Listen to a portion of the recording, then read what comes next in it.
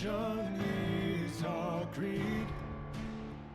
We seek the thrill, gold and glory. It's the only life we need. We trek across the land.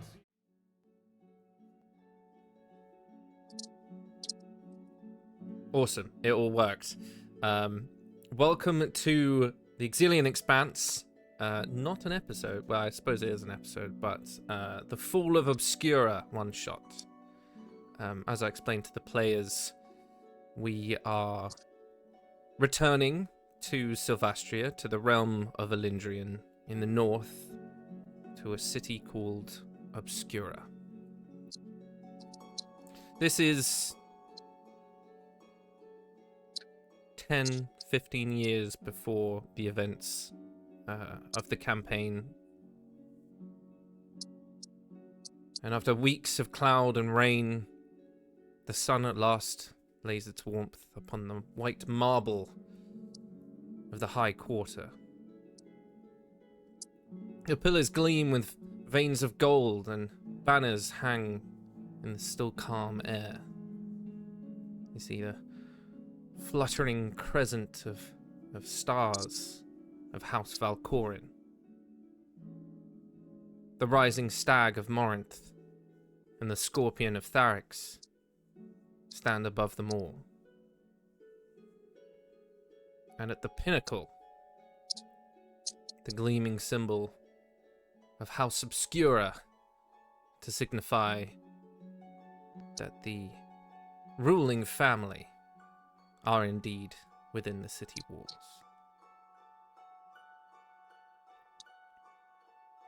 In the great squares, merchants are spattered about in red and blue, their voices lifting as they barter with different grain and spice. Laughing children dash across the cobbles. Fishermen mend their nets upon the quay down at the docks, while the Cathedral of the Trinity, their bells tolling, echoing all the way down the riverways. All eyes, in time, every now and then, turn to the heart of the city. The Aurelian rise and the Grand Assembly Hall. Its bronze doors stand open, sunlight spilling down its wide steps, as guards in deep blue and silver line the approach, helms polished and halberds gleaming. Within its high arches, the Council of Obscurum gathers. The lords of the houses, the masters of the guilds, and for the first time in a century, the chosen of the faith have graced them with their presence.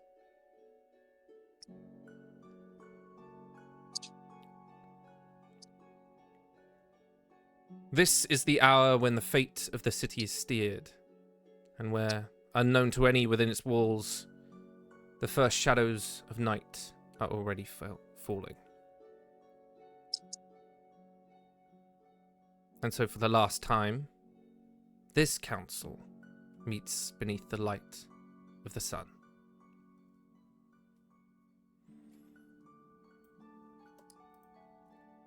I have noticed that the overlays are wrong. Thank you for that. I'll change that in a little bit. But first of all, as the sun high above is pouring through the tall windows of the Grand Assembly Hall, rows of seats sweep in a grand curve around the Chancellor's dais, the carved benches filled with various different lords, merchants, priests, and envoys. The council is fully stocked alongside the various different guild members. This session is called, intones the Chancellor Merid Orvain. He's a man in his late 50s, neat silver hair combed back, deep blue robes, a chain of office at his breast. May the houses speak in harmony for the full strength of the city. Meridor Vane, the Chancellor, is the voice of House Obscura, their chosen second in command, as the house are not present at time.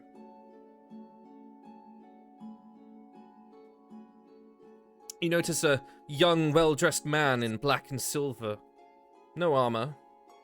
Quite wide shoulders. His features are sharp. Expression very focused.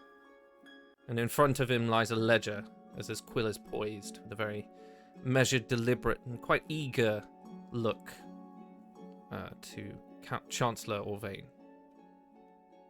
Behind her, tall, graceful, clad in silver-threaded gown, a young blonde woman moves with a very graceful poise as she refills Sila's glass. And everyone falls silent as the final entrant to sit at the more head of the table is a beautifully pale, luminous-skinned woman. Dark hair against the light fabric. You see a lot of whites and golds and the radiant sun of the luminary as the High Priestess takes a seat. Who would like to introduce their character and their first petition to the council and what they would like to discuss at the moment? Whilst I fix some things.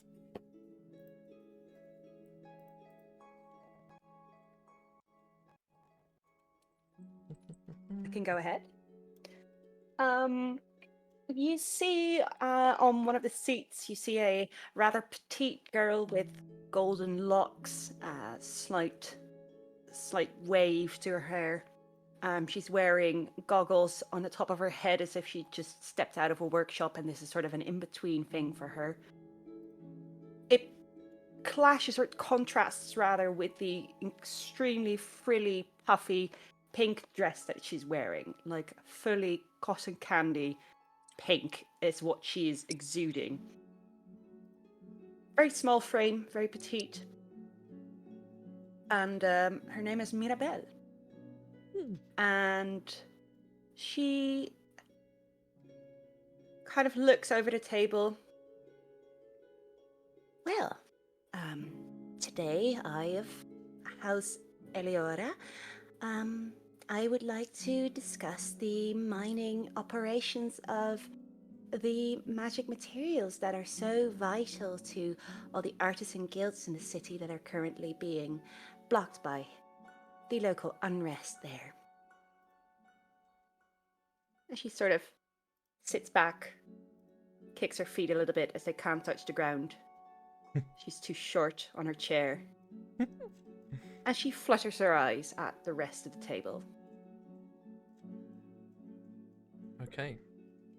You do see another portly man in furred, almost robes begins to grumble and is quietly silenced by a large hand from the Chancellor. He looks you up and down.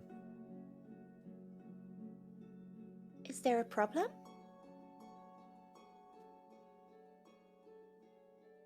Forgive me, I do not know what house you hail from. I'm not too familiar. This is Oh, sorry. I'll speak up. I completely understand.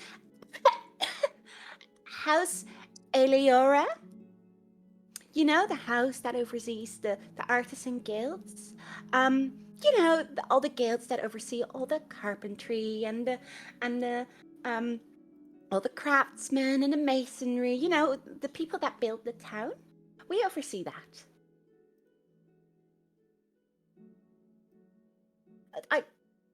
Is that all right? Oh, I don't see I have a problem with it, no. What exactly would benefit Obscura with such an hefty investment? Well, if the production were to fall flat, then I suppose we could see an economic downfall. The material that is being blocked off by the unrest at the border would be catastrophic to the production and manufacturing of many, many imported and exported goods. I mean, a city thrives on its makers, do you not agree? It would be such a shame if those makers cannot make anymore and we are isolated and unable to thrive. I'm sure you understand. Is a valid point. I know. Make a persuasion check for me. I'd say with advantage, since you made such a compelling argument.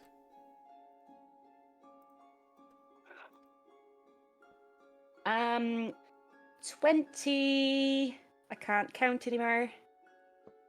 25. I mean, that is pretty good, yeah. Very charming.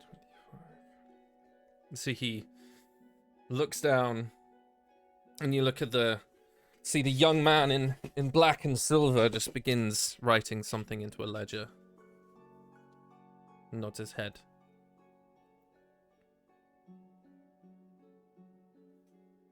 There's a couple more petitions as various different houses make their certain discomfort known. House Morinth raise an issue with the tariffs on the river grain that need to be higher for the rival merchants.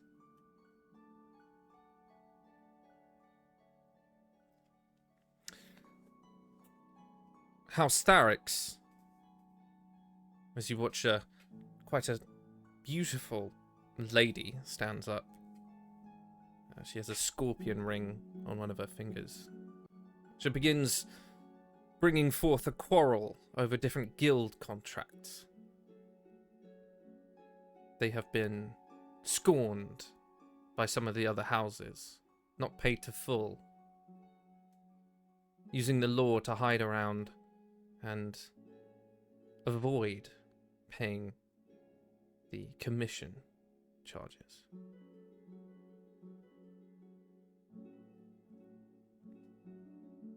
After a while, it is settled. Who would like to speak up for their house next?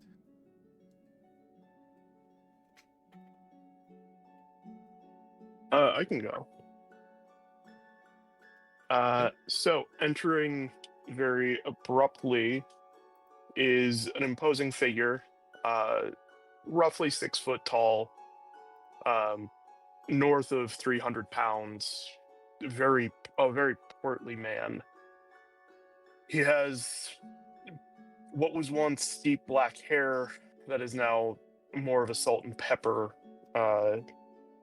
coloring, slicked back, falling to about his shoulders. Large mutton chops that meet in a mustache that's thick and bushy, a bulbous nose, and one piercing blue eye, the other, his right eye, covered with an eye patch, black veins spreading from it. He's dressed in a fine suit, wearing an open robe covered with stylized eyes over it, and walks with a cane with a silver flower at the tip, where his hand rests as he sits down forcefully, not the chair creaking below him. Name's Abraham, Cardamom. Think you know why I'm here?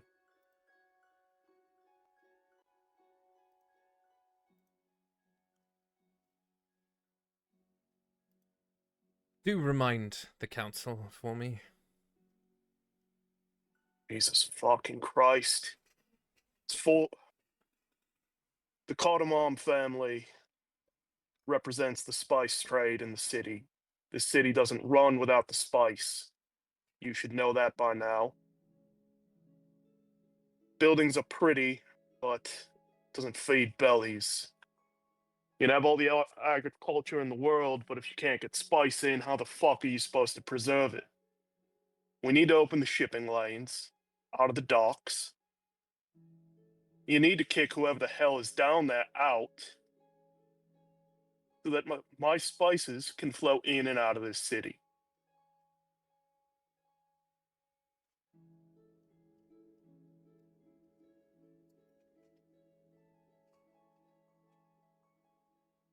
You watch as quite a young-looking noble. You can see he's got like a black fish stamped on his tunic. Sort of stands up, his hands slamming into the table. Can you make a perception check for me? Absolutely. And just so you know, and I do have 120 feet of true sight. Jesus If Christ. that changes anything. It doesn't, no, but that is good to know. And let me double check. I have advantage for some perception checks. I'm trying to figure out what that's from.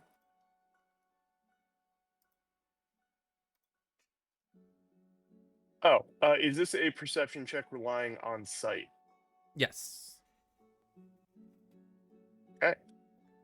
Jesus Christ. In that case, I still only get an 11. Okay.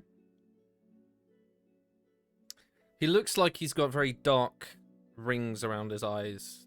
Maybe he hasn't slept properly. A little tousled in his hair, and his shirt's a little wrinkled. There's something that hasn't gone right for him in recent days. As he slams his hand on the table. The docks shall return back to their function. We are just going through some custom problems at the moment. We get it fixed. And he looks quite cowardly towards the Chancellor. You better get it fixed fucking soon. You're costing me gold. You're costing my workers gold. The docks don't run. This city don't run. Am I fucking clear? Yes, absolutely, sir. It's a very good point to raise, and I will get to it as soon as time allows. And sort of takes a very slow seat. You watch as Chancellor Orvain sort of eyes you up and down. This very approving tilt of his head. And sort of gestures to a seat that you may take. A little bit closer to the big players. I, with the subtlety of a charging bull, move to the indicated seat. Yeah, there's just clinking of things moving, this chair scraping across the stone floor. Someone coughs in the tense sound.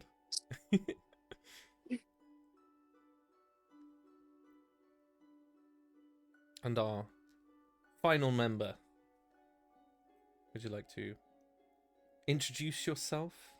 How does he Yeah, I can. appear? So, already sitting at the table in the corner, his feet up on the table, Nice. not really bringing a lot of attention to himself, he clears his throat. Well, I don't know how none of you noticed that I was here already, but I guess I'll do a little bit reintroduction. My name is Myth de Bulb. I am a paladin, and I am here to talk to you about our armed forces, the borders, and just allowing a little bit more military might to be formed, but also loosen the borders to allow help with the trade of the spice and help people come to and from Obscurum. He is not looking at anyone. He is just looking directly at the table. He is dressed in mostly burgundy, but has a cape over him and doesn't really want to pay too much attention to anyone. But if you look directly in his eyes, you notice that they are a slight emerald green. Ooh. Hot.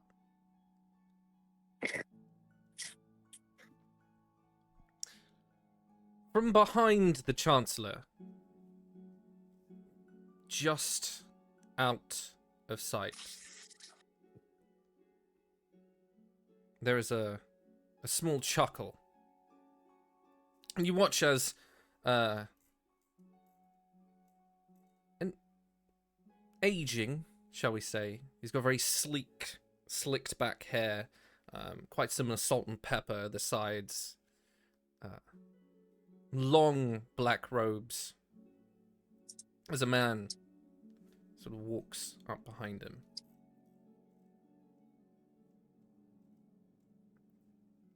Not many people see the Lord of Obscura.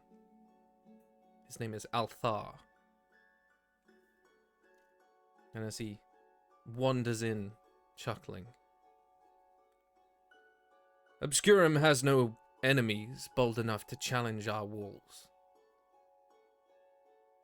Our coffers can buy peace more swiftly than any sword. You watch as the young man with the quill in silver sort of pipes up. Yet walls fall if their stones are not watched, my lord. As you know, House Valcorin has long pressed for a standing force, not mercenaries bought and dismissed like dockhands. See the Lady Tharix cuts in. And who would command this force, Sylar? Shall the Valcorin tally coin and lead men to die? You should beware his ambition, my lord. Grows faster than wisdom. And there's a space for you guys to make your thoughts known.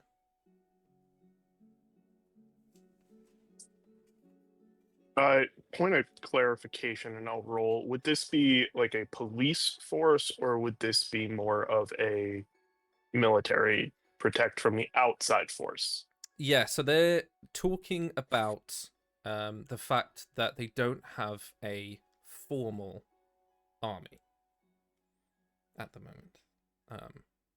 From that, you would maybe indicate that whenever they need the numbers, they will buy mercenaries, and the rest of them maybe are all different armies of the houses. So they have no formal one army. And what Lord Valcorin would like is to make one formal army. Well, look, the way I see it, we can give people jobs in this city, or we can spend money on fucking mercenaries. They don't live here. You want to give people... You want to spend money outside of this city? What the fuck is wrong with you? Like you, Abraham, we should spend the money in the city and then bring more spice in as well.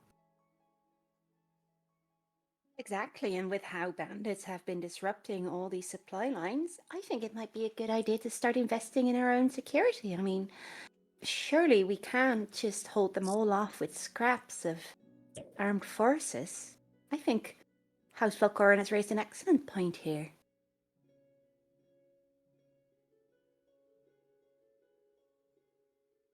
You watch as there's a small smirk on Lord Valcorin's face.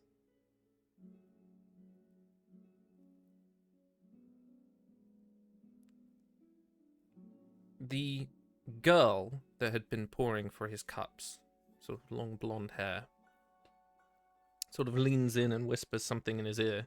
He nods to her. My Lord Obscura, as you know, our families have always been allies. And I would remind you that whilst we value your coin and you are the ruling house, my mother would like to remind you of the agreement that our house has made. There's a soft, whisper amongst some of the nobles. Can you each make a history roll as to if you know why there is such a disagreement with who might command the room at this time? An appropriate 7 for Abraham. Doesn't care. Natural Love 20 for Myth. Okay. A dirty 20 for Mirabelle. Okay. For Mirabelle, there has always been rumors abound that the Lady Valcorin and Lord Althar have grown up together. They have always been seen near each other. They maintain that they are true to their betrothed. They are not married yet. But they have political engagements that they must devote themselves to in order to better their houses and their allies outside of Obscura. But there's always rumors, and one of those being that you've heard is that maybe they're a little bit closer than one might have thought. For our natural 20,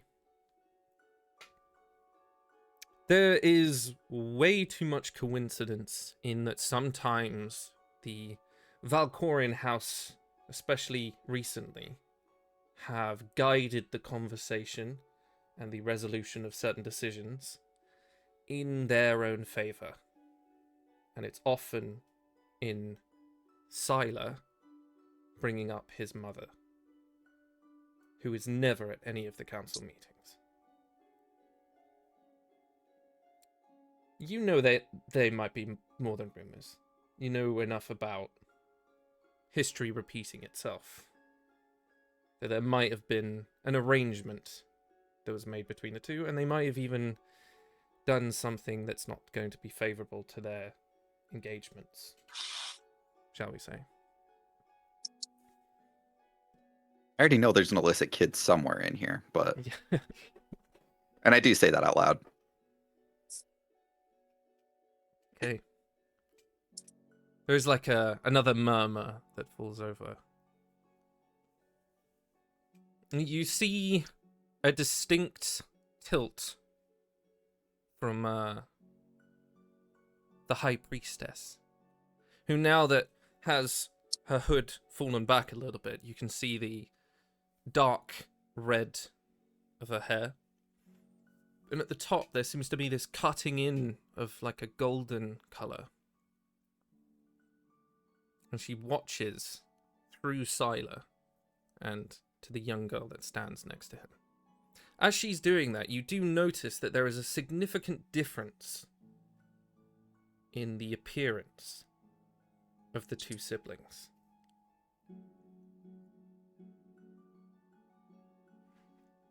The girl you know as Aravel Valcorin is slight, petite. She has blonde hair and these bright green eyes.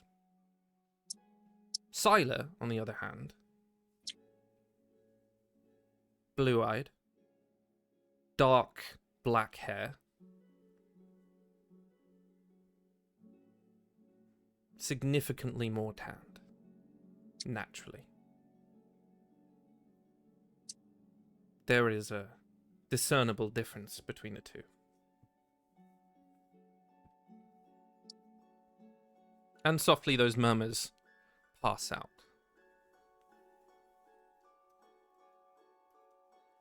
In that following silence, there is a soft scratching of quill on paper. And on the other side, of the Chancellor, still hooded in long, toweling pieces of material, with various tomes and a couple of scrolls sort of set about them,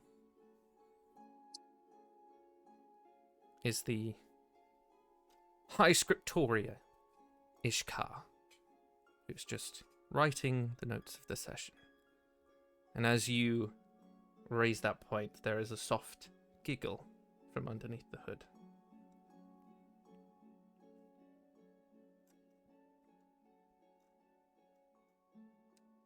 Lord Obscura, he is the collective opinions. There's a distinct wince in some of the words.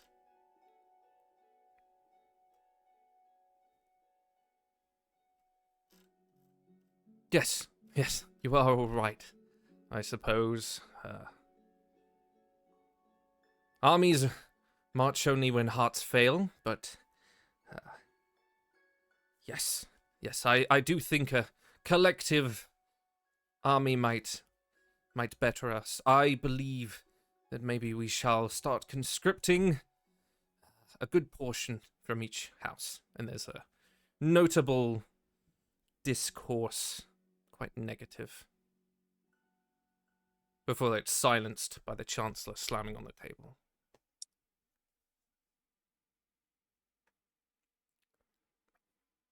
I think I'll leave the rest to you, Orvain. I must go pray. And he sort of bows to the High Priestess and leaves.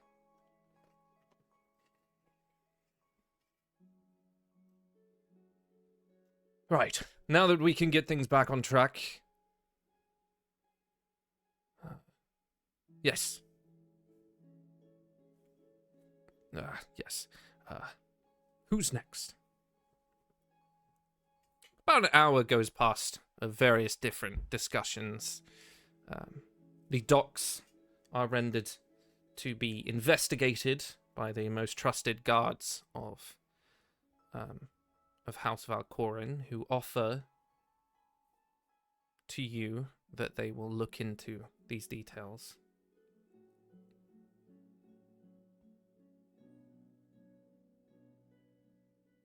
As well as the Lord Morinth is distinctly intrigued as to the details of the border skirmishes. What are those details in the briefest terms of what's been happening at the border, Myth? Well, you see, we've had some people try and climb the border, some people try and fire at the border, and someone even just ran through the border. It's weird. It was some lion creature that just kept screaming wizard. You dick. Now I know exactly where he is.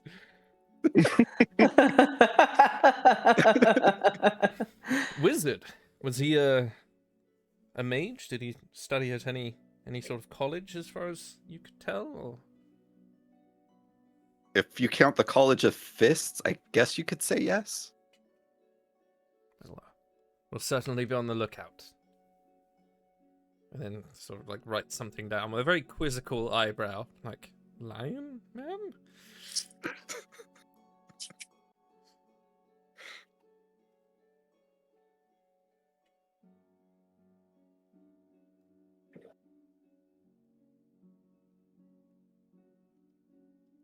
The final conversation is the Chancellor introducing the Grand High Priestess Valessa Vire of the Luminary. And you see she quite regally stands to address the council. The light of the Luminary burns bright here in Obscurum. The poor flock to its warmth, the weary to its comfort. I would encourage you all to hear our faith. We are having a grand feast to mark the festival of the Luminary, for which we are making plans to begin in the following year. I would hope all of your support in honoring our most shining of deities.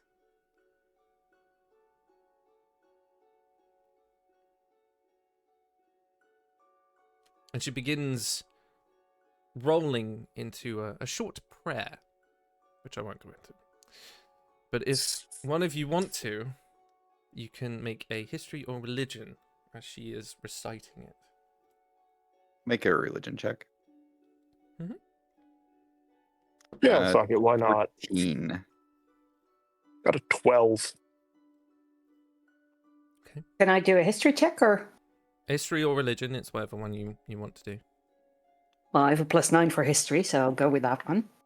Oh, and a nat 1? All right, never mind. Nat 1 for a 10. Do you think Mirabelle's ever been faithful? No. Have a faith of some kind? No? Is it just based in science?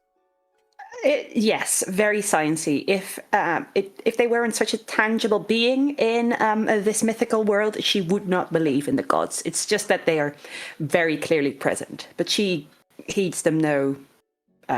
She gives them no heed. No. Okay, and we had a 12 and a 14, was it? Yeah. Cool. Portions of her prayer. One of the verses is, O light of the luminary, a bright flame upon the hill. Guard us from the shadow beyond the walls, from the hunger that prowls in silence. May our counsel shine with wisdom, our houses with unity. For as long as the flame endures, so too shall Obscura. That doesn't sit well with you, Myth. Which I don't know why it's always you, Rain, because you always choose the most stupid of characters. Hunger that I have a prowls knack in for it. silence is, and has never been, a sentence that's often put in conjunction with the luminary. And although she is the bright shining light, she is often never attributed to flame. It's not something that the two go hand in hand. It's often thought that flame consumes and destroys, and though it can be the path to creation, it is in direct contrast to the luminary herself, and that does sort of ping as you're thinking, all the times you've listened to priests yab on in taverns, that is not something that usually comes up. I shoot her like an evil glare, but since I have a hood on, you just see like a glowing green from inside the hood stare at Love her. it. As the Lord Orvain looks to her, he sort of nods his head. This shall end our first meeting of the council for this conclave. As the priestess mentioned, we are having a feast tonight. I urge you all to mingle amongst yourselves in the gallery recess. And as he motions his hand, yes? Well, I just have, I'm so sorry to only bring this up now. I was wondering what happened to the separation of religion and state that was so fundamental for our inner workings.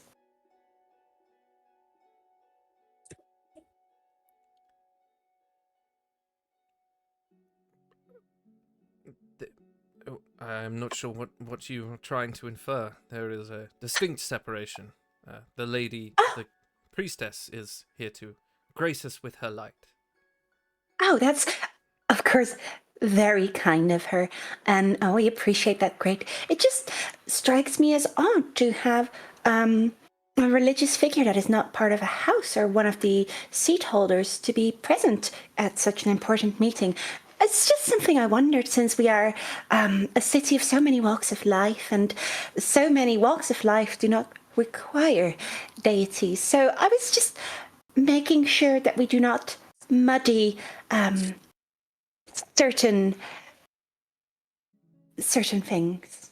You see there is a brief, like flashing flame of glare from the High Priestess. Excuse me, like a definite bombastic side eye. The Lord Orvain is pretty stoic as you hear like a couple of hands bang on table in agreement, some gruff old men grumbling. You are, of course, correct. Yes. As I said, Of course. the lady, I apologize. The priestess is here to shine light and give a blessing to our first conclave of this week. That is all. Oh, I have no doubt at all that she, or you, by inviting her, had any ill intent. I just think we should be a little bit mindful for next meetings. But I'm very happy to attend the festival and pay our dues to the luminaries and the such and such. But thank you for addressing my concerns. That's very much appreciated.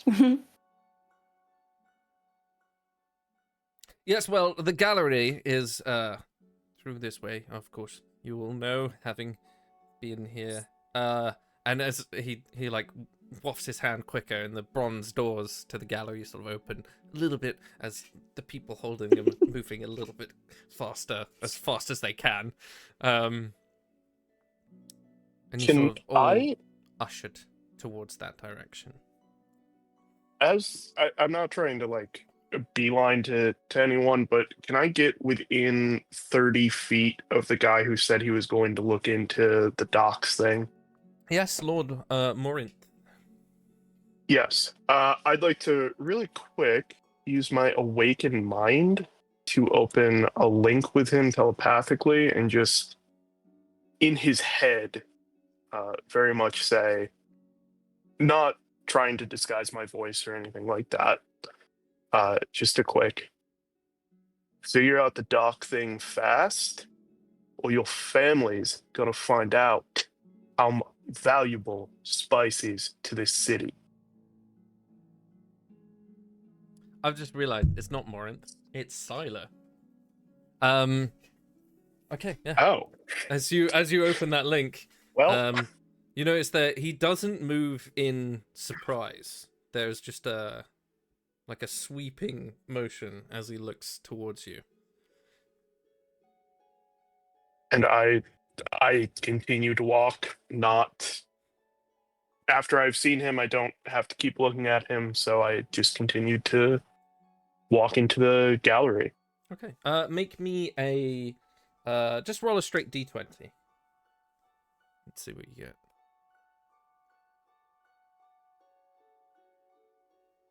14. Okay. Yeah, as you open up that link, you do sort of grasp, almost like in a detect thoughts way, you almost grasp some surface thoughts. Some of them are commenting on the perkiness of the rear of the High Priestess and then chastising himself for thinking that because she is a holy lady and that should not be something he should think of. The others are very much, yes, he will look into it. It was already something on his mind, and as you grasp those thoughts, you get like a flicker of he needs to deal with that problem. As in, there is a problem in the docks. Without rolling, All right. from that and what you gathered from the young noble, the more you think about it, the more uneasy he seemed. And you come to maybe a small insight that something might have happened to him, and he runs the docks. So there's like a cause and effect.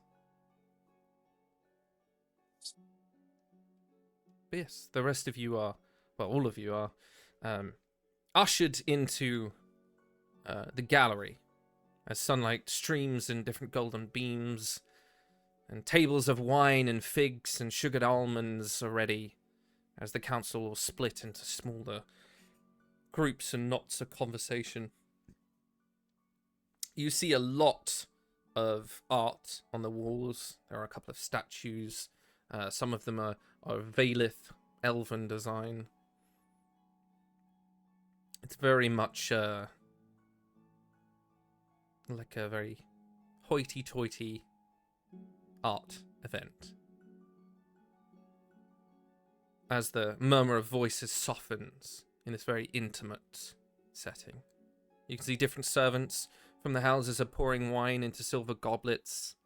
The air smells sweet with crushed grapes. And the gallery sits at the far rear side of the Grand Assembly Hall, which for you guys, you would later come to know as the Grand High Temple. And you are on the far right, deep into the old chapel intimate area. Lots smaller ceilings, lots smaller rooms. All the doors have been opened in an exhibition-esque style, so that people can mingle and enjoy themselves, but really talk to each other and arrange deals and business dealings. And you are free to do whatever you would like. Is the High Priestess in this room? She is. I'm going to go up to her and cast Zone of Truth. Remind me the components. You create a magical zone that guards against deception in a 15-foot radius sphere centered on a point within range. Until the spell ends, a creature that enters the spell's area for the first time on a turn or starts its turn there makes a charisma saving throw. On a failed save, a creature can't speak a deliberate lie while in the radius. Okay. And how far away are you doing this from them? Oh, I walk up straight up to her and just cast it like right in the middle of her, so she is in the middle of the Zone of Truth. Okay. I'm just going to roll a quick perception check. This is to see if she knows what you have done. Because it has verbal components, she might recognize the spell. Okay. Yeah. What does Myth's secretive magic look like as you're casting this spell? He just walks up and says, he just calls it out 100%. He's like, Zone of Truth. Hi, Valessa. Doesn't even, okay. He's not trying to be subtle. He just, how are you? I've been better. To be honest, all of this is rather stuffy and I'm bored. But it's very bold of you. But you know, as a high priestess, I have no reason to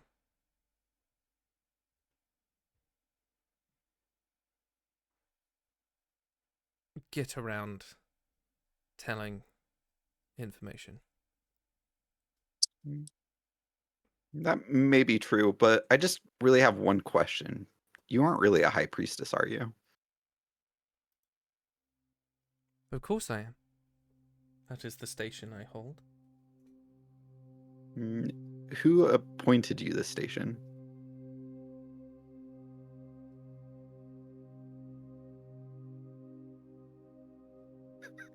Someone far above yours. I have no station. My dad's dead. I'm the only living, well, not the only living. I have 2 little kids somewhere, but they're off doing their own thing. And I am the only bulb that remains.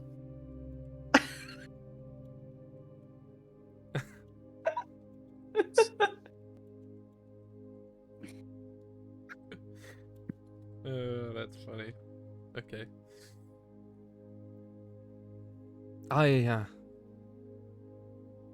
I'm sure your family are grieving. Well, this happened like 5 years ago at this point, so it's been some time, but The reason why I don't believe you're a high priestess is because I actually married a high priestess. Yeah, she's also dead. I don't want to get into that, but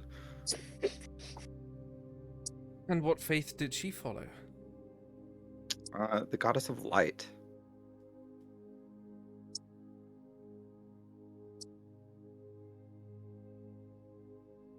I'm afraid maybe I did not have the pleasure to meet such a radiance.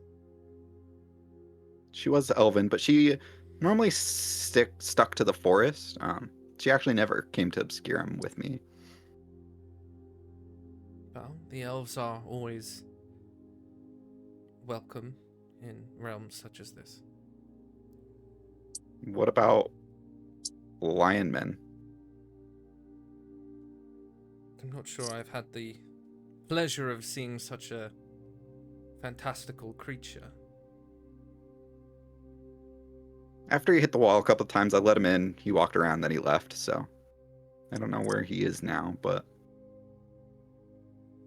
he was a great wizard.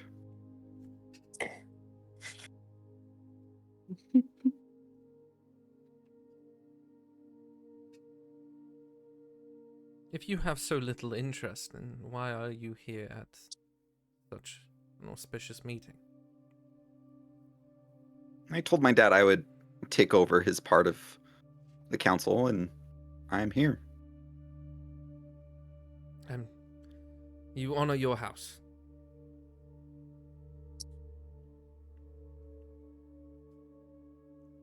Luckily for me, I serve a lord greater than any coin or crown. So, That is the Lord of who exactly? by the luminary, of course. Luminary, okay. Because when I look into your eyes, I don't actually see light. I see darkness. Well, we all have some form of darkness that we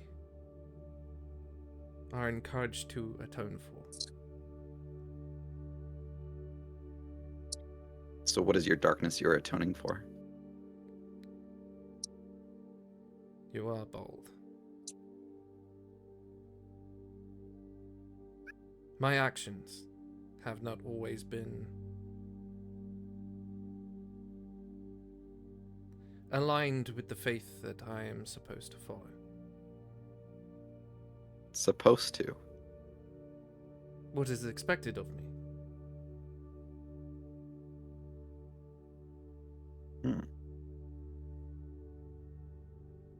No. Can you make a perception check as this is Yes. going on? That is a 19.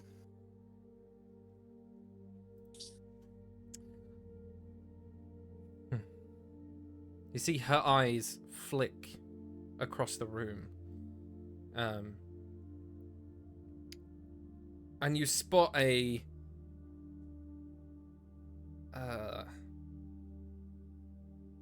set of Obscurum guards, the blue and silver. Whilst they have no formal army, they do have a form of police, as it were, for the guards of the city. You can see quite a large, broad man with a shock of cropped white hair, and next to him, an equally tall woman who's just as muscular, who has long braided white hair down to one side. Valessa's eyes, in a little bit of anxiety, flick to those two guards who are now standing by the door that you guys walked in. Before, quickly flicking back.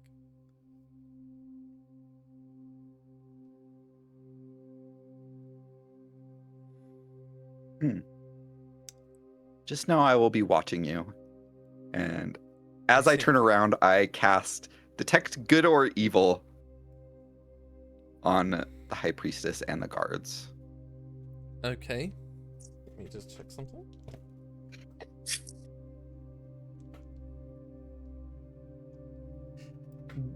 How do you cast this? What is Myth's casting method? Have any He has hand a ring on his movements or- hand, Okay. so he just imbues his paladin magic into the ring. As you feel the magic sort of in an aura expand to reach and search around the room, it's like someone snuffs out a torch before it can even leave your body. And there's like a tilt of the head from the High Priestess before she moves to go talk to Lady Tharix and a bunch of other nobles that are just sort of mingling around. Takes a drink from one of the trays of the servants. You see a very fake laugh as she entertains their egos and sort of leaves you. Does anyone else want to do something?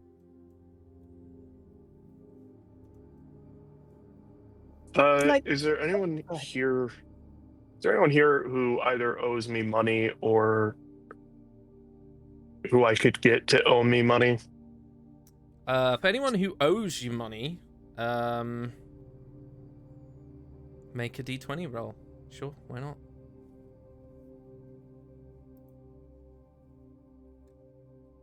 That is a 19 on the die. There is a couple of nobles who you have lent money to in times gone by when someone needed their roof fixed or didn't have enough coin to scrabble together for to honor someone else who joined them as a guest. Yeah, there's a couple of people mingling about. As for people you can make give you money, that is down to your creativity and some intimidation or persuasion, depending on what you want to get up to. For you to assume I wouldn't just use spells for that. Yeah, I think I'll make the rounds for the people who owe me money first and just, the usual appear behind whoever they're talking to, and use my awakened mind to real quick shoot into their head and remind them of their debt. Yeah, roll me a d4. Let's just pick one of the nobles. It's a 4. You find Guildmaster Teneric. I will let you decide on why he owes you money. But as you sort of appear, he's like, oh yes, Abraham, I was meaning to come talk to you. I assure you will have the money within the week. I could have it sent tomorrow, if you like. Tomorrow's good. Today would be better, but tomorrow's good. Or It's going to be a... what does your house say about grain tariffs? I'm sure a small word in Morinth's ear might double your return for a delay on your investments. See, that's the problem, Teneric. There's been a delay on my investments. This ain't the first fucking time.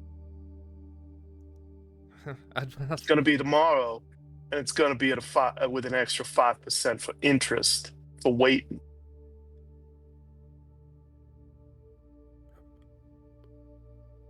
Roll intimidation. I would say with advantage.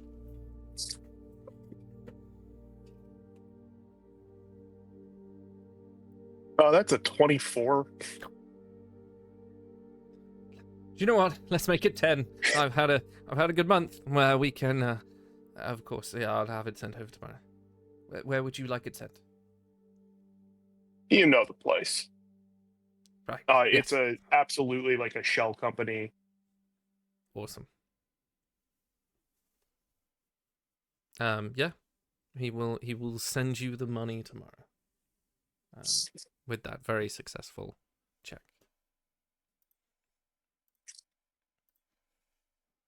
I will let Mirabelle run a scene. Okay. Mirabelle is going to find the only other petite woman with blonde hair, Siler's sister. Okay. And please clear something up for me, because it's a Yes. rumor. Mirabelle doesn't know, but it's a rumor that she is it's betrothed a rumor. Yes. or fooling around with Obscura, whoever. But you mentioned they are promised to others outside of their houses. So is she engaged to someone else publicly or not? So Aravel isn't, but her mother is. That's who I was inferring. Her mother is currently engaged to a lord from Exillian. I'm going to go up to her regardless. And I would like to do like a quick little scan, especially at her necklace or fingers, to see if she has any additional rings that I haven't seen before. To infer maybe she has some sort of promise ring or engagement ring or a special necklace that might have been from a suitor. Yeah, make a perception or investigation as you're talking to her. I'll roll investigation. I also have a passive investigation of 19. I don't know if that changes things.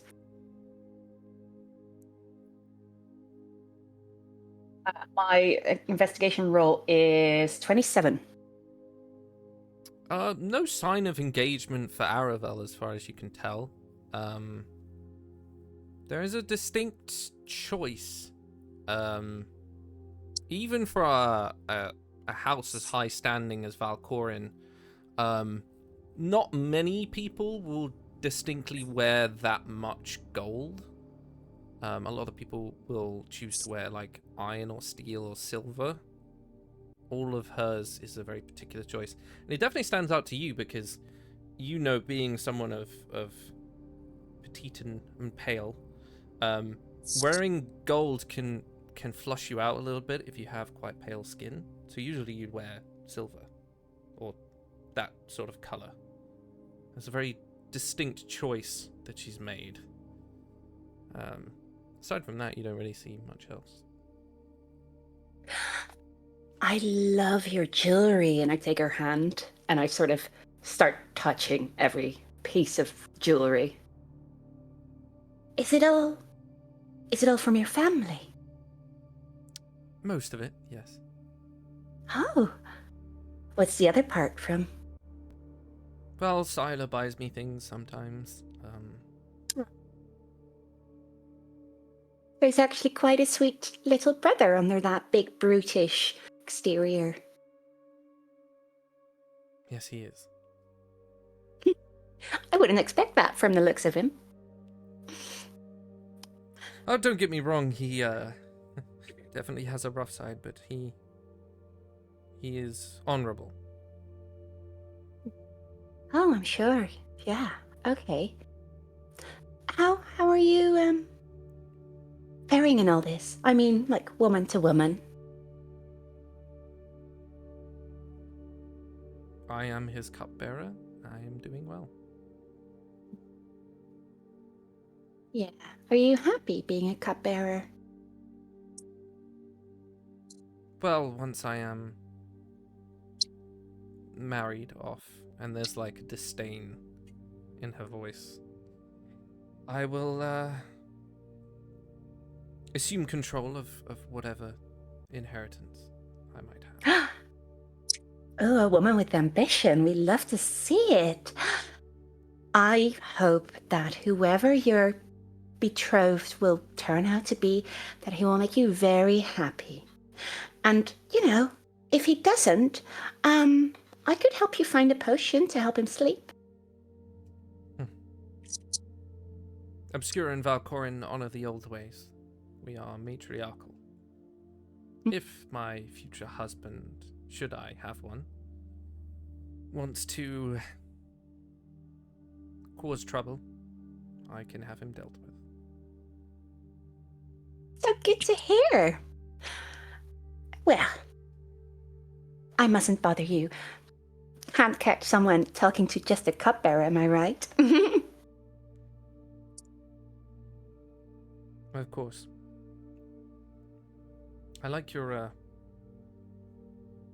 goggles. Thanks. They were my dad's, so they fit terribly. It's awful. And I've yet to fit it better to my head, but I'm just really attached to it, and I can't bear the thought of altering it. But I really should, because they're really useless, actually. But thank you. That's very nice of you. But really, I should. It's just me being sentimental, you know? It's whatever. Are you the Mirabelle who makes the little trinket things? Oh, yes. Have you used them? I can't say I've had the enjoyment, no. Oh. Well, I'll get you some samples. You must try them. I'm sure you'd love them. And I'm sure they'd help you. You know, it's so important that women like us get taken a little bit more serious. Yes, I suppose you're right. These Of course I am. old toffs can do with some talking to. And she's sort of like panning across them all. And she lingers as she watches the interaction between I almost called you Myth and Valessa. Good old Meth. Just messing around. Just messing Just around. meth the bulb. Just mething. She lingers on Valessa and Myth. And she sort of like leans a little bit like more familiarly into you. Almost like a gal pal. You know, she really gives me the creeps. Oh, of course. You should never trust a pretty woman. Yeah, she keeps looking at my brother like he is a steak. Well, can you blame her? That's weird to say to you as a sister. Never mind. Forget I said that. Right. I suppose being a high priestess, maybe she doesn't get enough. If you catch my drift. I do. She also strikes me as someone who knows how to sneak out at night and avoid the fury of the mother. So I'm sure she's had plenty, actually. Are you that person? Is that how you know? Are you? Oh my god, you totally are. How dare you insinuate something like that? I am unmarried and well, that's about all. Okay. Anyway, I'll get you some gadgets. Don't worry. And like I said, just if you need anything, it's, you know where to find me. I mean, you can stick around if you want. You know what? Why not? Okay, who should we talk to? Because I feel like we can make some people awkward. Oh, I love what you're thinking. Who do you hate most here?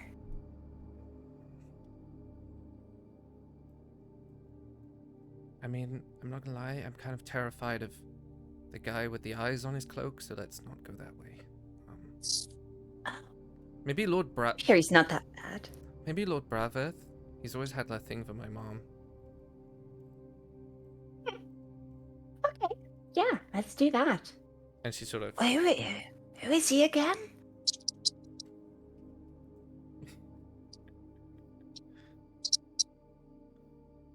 Sorry, I was just reading chat. That is the most out there first time chat that I've ever seen.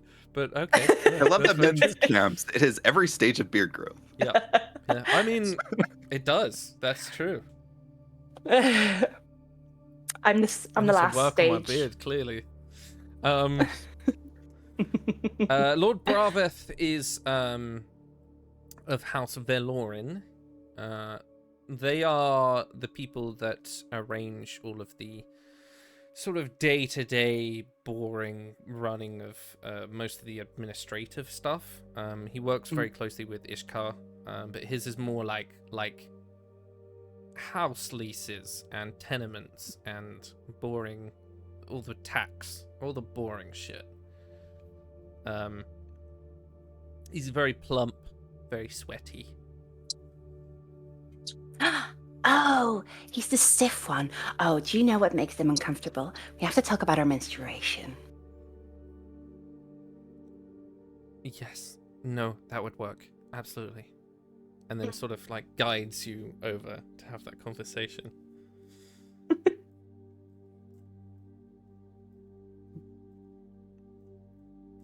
Is there anything else someone would like to do before we move on?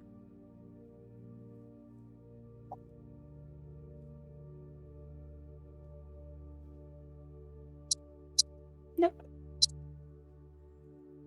Nope. Okay.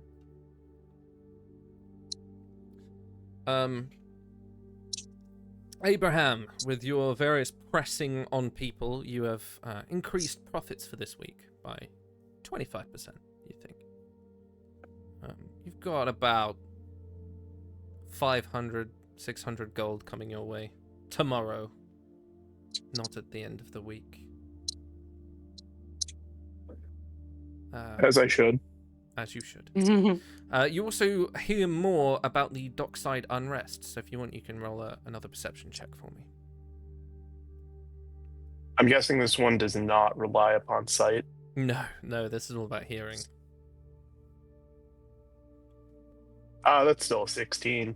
Nice. Yeah, through passing gentle overhearing and the right placement of yourself when you're standing near people, you come to understand that there have been new management in a lot of the warehouses down at the dockside. They've come from, as far as you're aware, one of the other old cities known as Taz Israela. A faction of, some say, an ancient race, though the elves would have something to say about that. No one knows much more about that other than their methods are quite brutal, and Lord Tanrith, who was the fishman, has not had the best time of late after he was accosted during his inventory down at Wayside? Yeah, sure. Wayside 21, which is a warehouse. He went missing for a couple of days before returning. You would guess perhaps what you know above. I make a mental note to send some folks down there. Maybe not people, but something. Absolutely.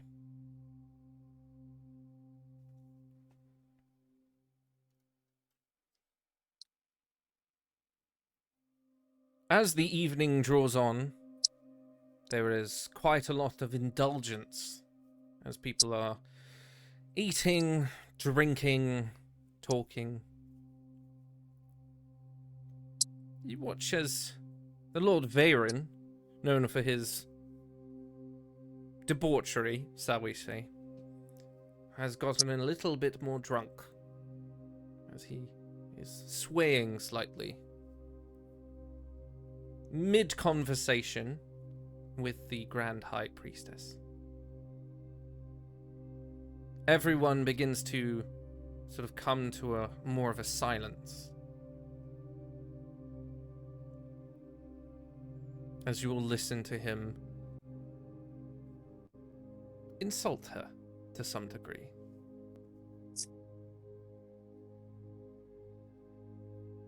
Your temple Sorry. is the leash on the coffers, and then sort of tosses a bottle to the floor, which smashes on the ground. What would you like to do? Sorry. Oh, I missed. Who is he insulting? Is it Valessa. Valessa? Yeah. Oh, yeah. No, I don't do anything. I sit back and watch. Your temple is a leash on the coffers, priestess. Take away whatever gold you want. Let's see how long your faith feeds the poor. You are not worthy to be in our council. The Lady Mirabelle is right. You are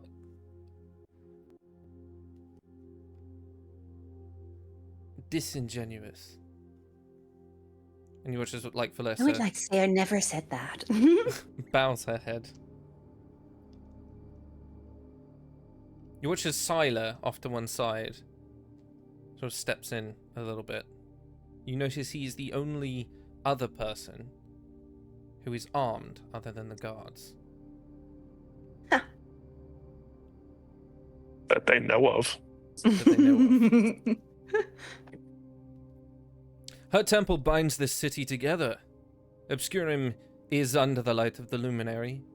Hold your tongue, Veyren, or it will be silenced. You can sense the tension in the room is growing more heated.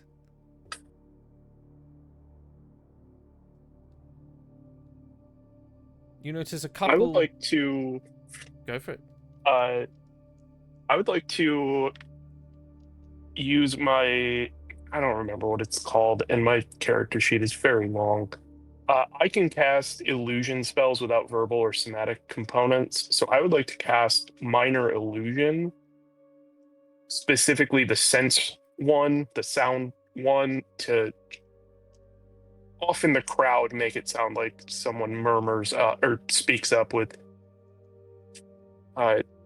who is insulting her? I cannot remember. Lord her name. Veyren is insulting her at the moment. Got it. Someone to just, in a crowd, like a small group of people, just a voice speak up and go, Veyren has a point. That he does, you hear Myth yell from the other side of the room. I just throw Sylar's sister and oh, oh. Okay. Let me see if he hears it first of all. She definitely heard it.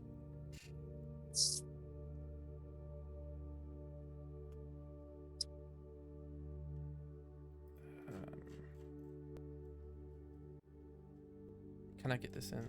Okay, yeah.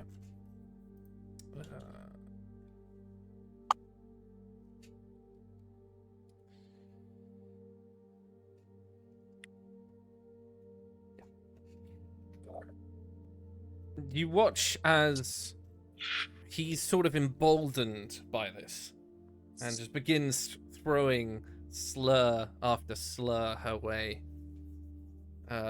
She doesn't really respond, but you watch as Sylar, another noble, pipes up in her defense. The two guards by the door have their hands on their swords.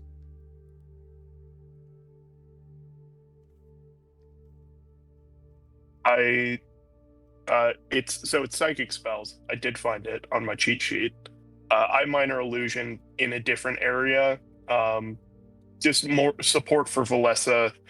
Kind of just throwing out support on both sides to feed into the tension, knowing that is where a lot of profit can be found. Okay. Oh, yes. I like it. A lot of her responses are usually talking about like the miracle and the faith. You notice that the longer this goes on, the more she's talking about, well, the widows still eat. Children still see the dawn. Would you rather they starve so your cellars might grow fat with wine? And Veyren is at this point very gesturally out there. His hands are flailing all over the place. Spare me your sermons. Faith feeds no mouths. Dazzle them with candlelight and hymn. Perhaps if your god were so mighty, she would rain bread from the sky, rather than prying it from honest men's hands.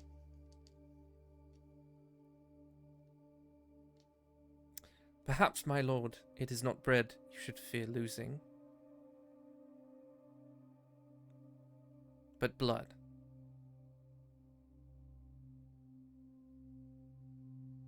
You watch as Veyron slams his goblet down on the nearby statue, which teeters and falls, scattering stone across the floor as some nobles step back a bit. This is Obscurum's council, not your pulpit. Keep your faith to your flock, woman, and leave rule to those who carry steel and coin. And Valesa's head sort of tilts down, so the hood begins to hide her face.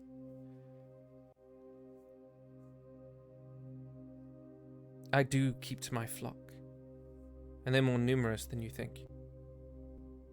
You watch as Veyron, in his fury, gestures wildly, and a piece of stone that got caught in his goblet flies from his hand and strikes Valesa across the cheek.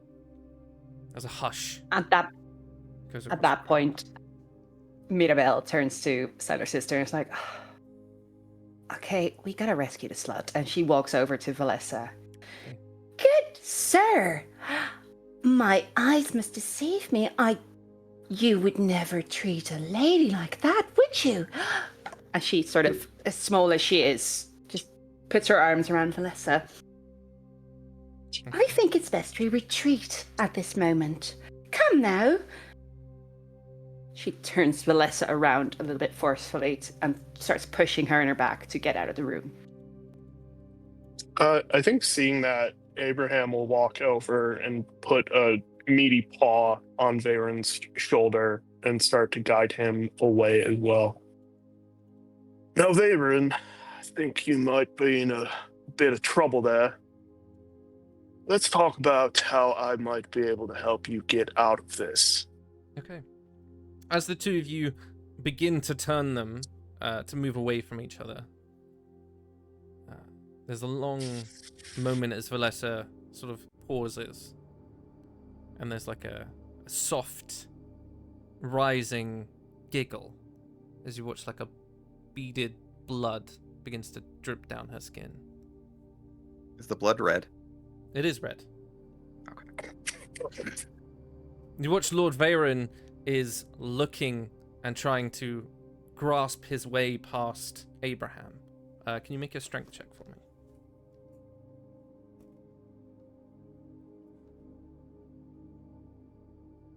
Oh, that's not good. That's a 3. Okay.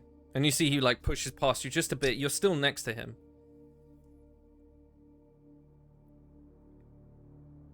Look, she can't even compose herself like a lady. And she continues to laugh as it goes from a giggle to a full out. Now, dear, let's not be hysterical.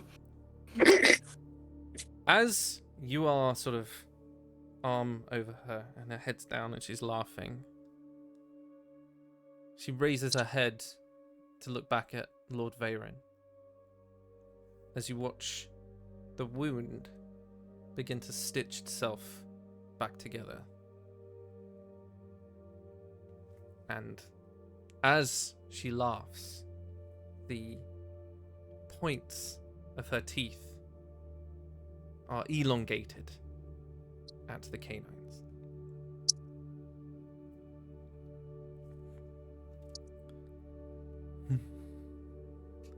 Didn't think it'd be you, but can you make a Constitution saving throw, please, Mirabelle? Fine.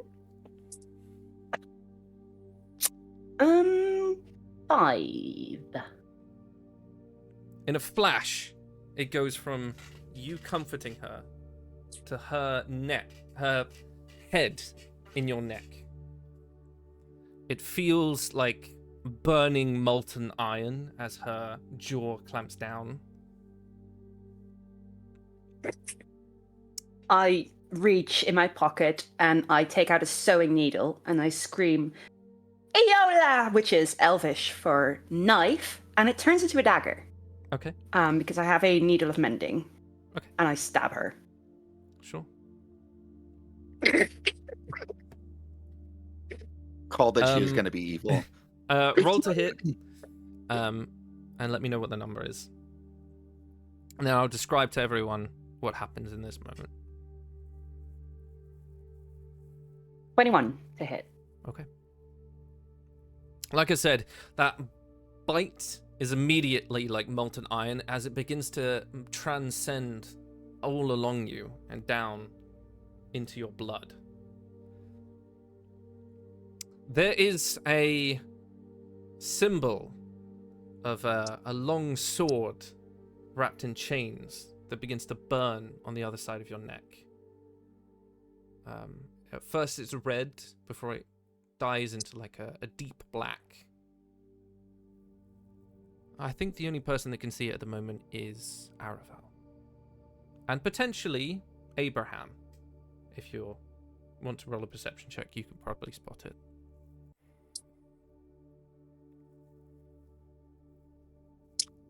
That is a 24. Yeah. So you watch as in that flash, it's immediately head to her neck, and you watch like small driplets of blood, and then like this burning sigil appears on her neck.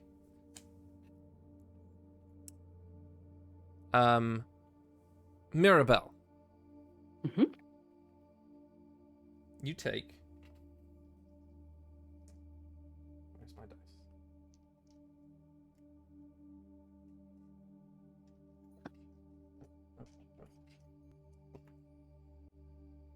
No damage.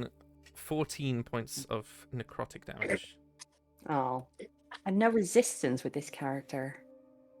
You also have disadvantage on all wisdom saves Alright. For how long? for the rest of this night. Alright. Okay.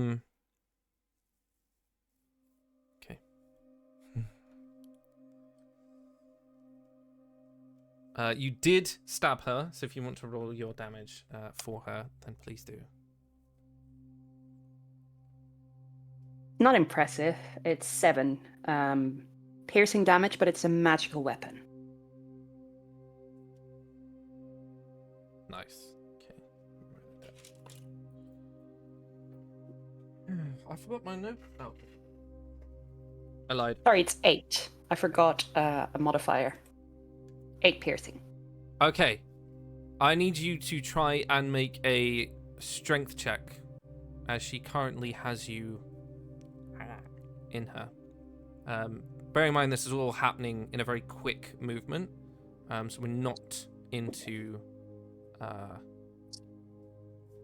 word initiation. Initiation. What the fuck is wrong with me? We're not into initiative just yet. This all happens within a space that we haven't quite reacted to, apart from these two. 15. Okay. As you manage to drag yourself away from her, you do feel as her fingers cradle your jaw, almost tenderly, but with still like a definite grip before you drag yourself away. You can hear in your head a voice say one word, which is mine. And all around you, nobles scream, guards stagger, as we will dive into initiative. But I need to pee, so we're going to go to a quick break, and then we will go into initiative. As we will be back in 5 minutes. Whilst we do a bio break, everyone can grab new drinks, other things, and then we'll be back in a little bit. But until then, we will be 5 minutes. See you in a bit.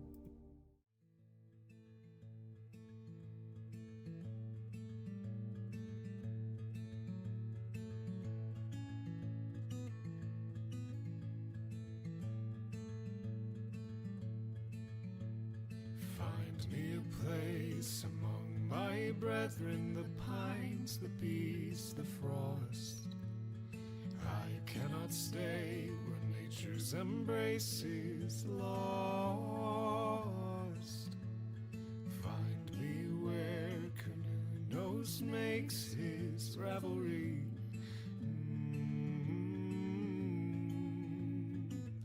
Where the horned one sleeps. Down by riverside resting. No one but me.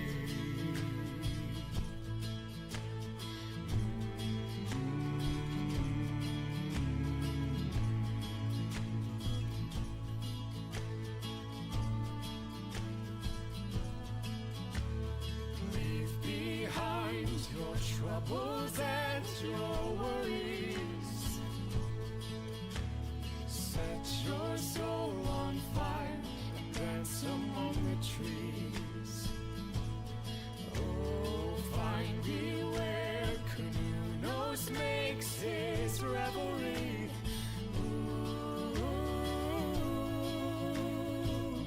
where the horned one sleeps. Deep in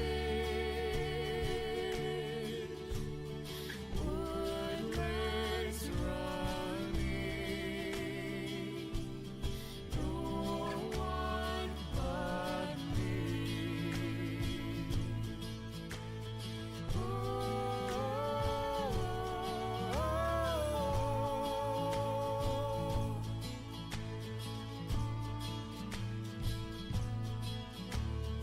Wake up, breathed in ivy, bathed in the light of the moon.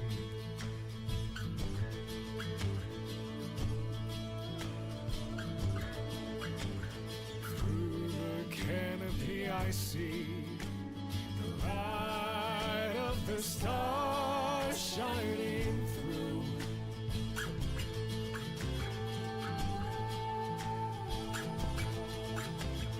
Down by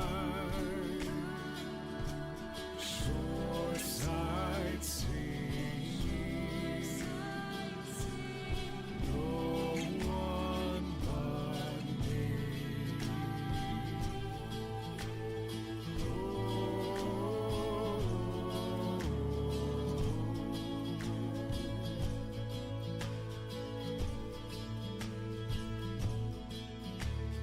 Find me where Canoe makes his revelry.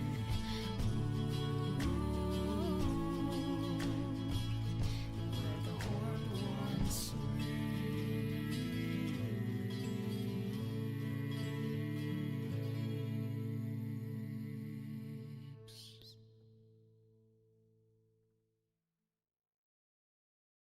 Blacksmith, blacksmith, forge me a blade of the strongest steel, that when I strike my enemies, their wounds may never heal.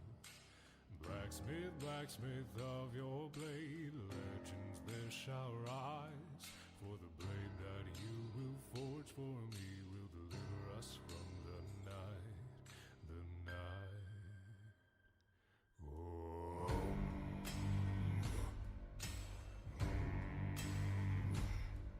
Strike, turn, hammer and burn. The bellows teach and the fires burn.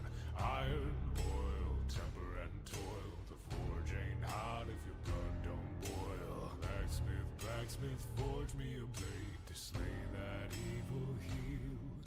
A sword that gleams like diamonds that can make the darkness kneel.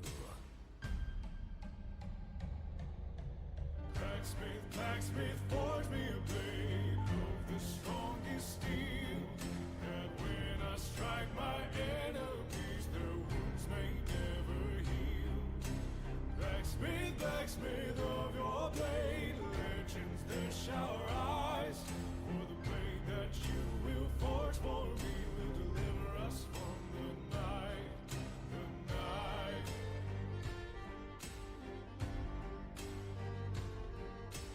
Hear that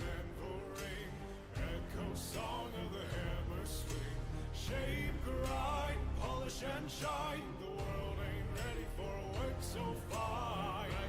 Blacksmith, forge me a blade for to purge the blight which creeps upon this world. We love to take from us the light. Blacksmith, forge me a blade of the strongest steel, that when I strike my enemies, their wounds may never heal. Blacksmith of your blade, legends there shower eyes, for the blade that you will forge for me will deliver us from the night. Blacksmith, forge me a blade of the strongest steel, that when I strike my enemies, their wounds may never heal. Blacksmith of your blade, legends there shower eyes, for the blade that you will forge for me will deliver us from the night, the night.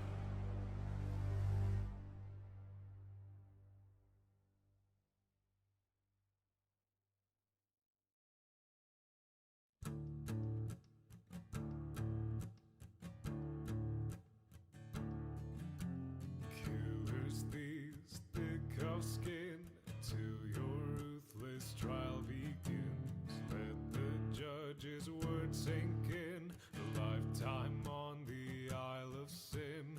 Hey, hey, hey, hey, hey, hey, hey, welcome to the Isle of Sin.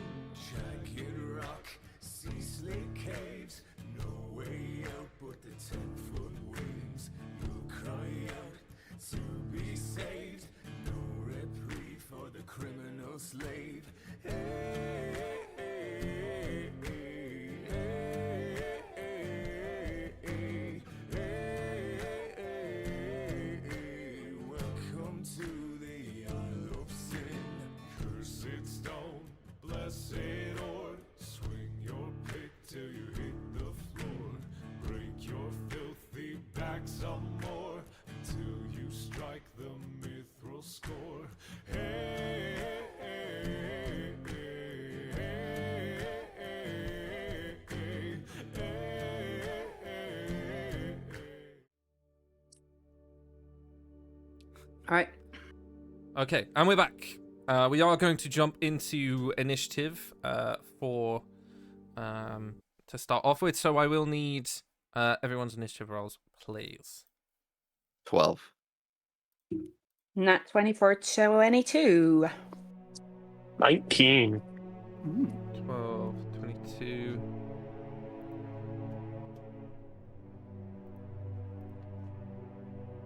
Okay.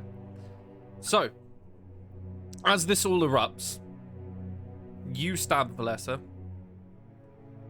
Yep. Steel begins to ring and screams echo as this entire hall collapses into chaos. Blood begins to streak down Valessa's white gown. But she doesn't linger next to you, Mirabelle, to sort of trade blows. Instead, she sort of gestures as you watch shadow seems to flit around her.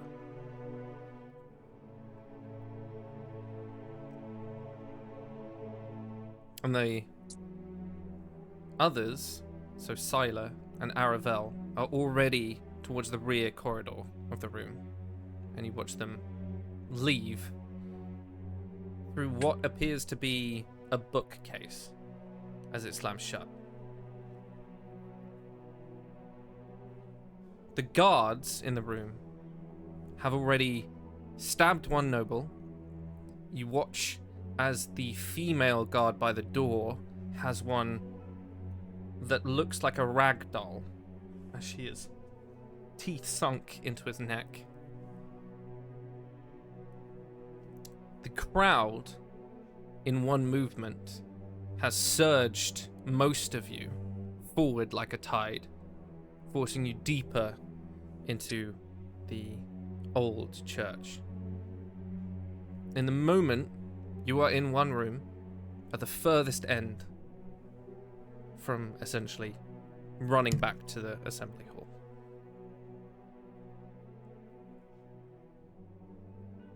As that crowd sort of moves out, 4 guards are behind it, sort of motioning them, herding them in a certain direction. And the 3 of you spot that almost immediately and sort of hold fast as the crowd filters out. There are a couple of people who are wrestling with some others in a frantic attempt to get themselves free. But aside from that, it appears you are alone in your defiance, shall we say. Mirabelle, you're up, followed by Abraham, as those 4 guards sort of look at the rest of you. It doesn't appear that they are of a undead nature. They look very normal. Okay. But we will jump into initiative. So you are up first. I would say you're Right. all about 30 feet from them, as we set that base. Okay. And the room, how big is the room roughly? I would say maybe 60 feet across and about 120 feet long. Okay. And I'm guessing there's going to be, are there windows? We're in the chapel, right? So there's windows all the way around? There are. I'm looking to cast Defenestration. I love that spell. I completely forgot about that spell. Read it out for us. Not many people know what Defenestration is. Shit, but these are guards. I was going to do it on Valessa because I figured she would have low strength. This is a strength save. She's gone, as that, right? Yeah, as the shadow sort of whipped around her, the next second she was out. Am I still going to do Defenestration? It's probably going to fail then. I'll use it some turn, but I'm going to use Tasha's Hideous Laughter instead. Okay. To try and incapacitate one at first level. Just the nearest guard. They have to make a wisdom saving throw. Okay, we shall call him Guard A. Guard A. Guard A. Wisdom. 15. Ah, fuck. Do it again. No, I don't No, I want to. can't do that.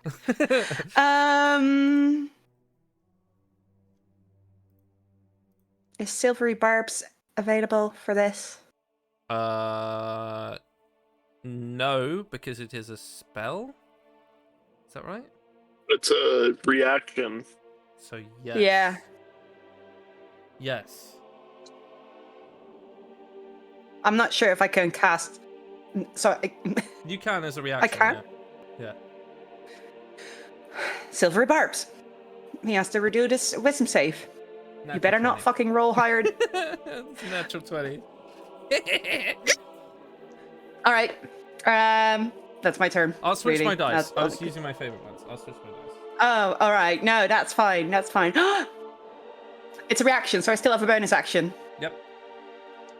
I'm gonna cast finger guns. Pew pew pew. Okay. I made a really fun character. It's a spell attack roll. I'm gonna roll. Oh. That's a 24 to hit. 24 hits. Hell yeah. That is 10 force damage. Cool. Okay, that's it. So she sort of tries to defenestrate, tries to silvery barb it. Everything fails, and she's just like, it's literally finger guns. So she, like a rifle, puts it, and force damage comes out of it. Love it. And you said guns didn't exist in this world. Guns do not exist as you watch this force of magic erupt through the room. Okay. Without needing a perception check, you guys, or insight, you guys immediately see a flicker of anxiety, shall we say, from some of the guards who now realize that these nobles might have magic. That was not something that they were prepared for. But yes, absolutely. Abraham, it is your turn. Just to be absolutely sure, these Yes. guys are aggressive as hell right now, right? They were, yes, they were. You watched one of them stab a noble, so yeah, definitely. Okay, cool. I'm gonna cast Fear on all of them because it's Amazing. a 30-foot cone. Okay. They all have to make Wisdom saves. Okay. What is the DC? DC is 15.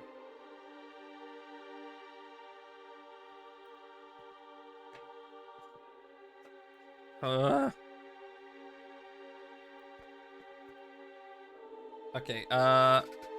2 of them failed. 2 of them succeeded. I'm gonna use Lucky to make one of them reroll.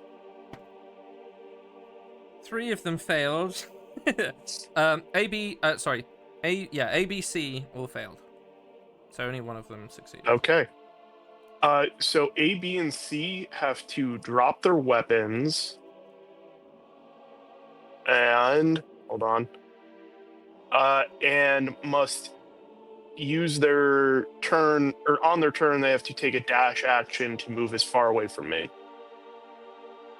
until they have nowhere left to run. They do so safely. And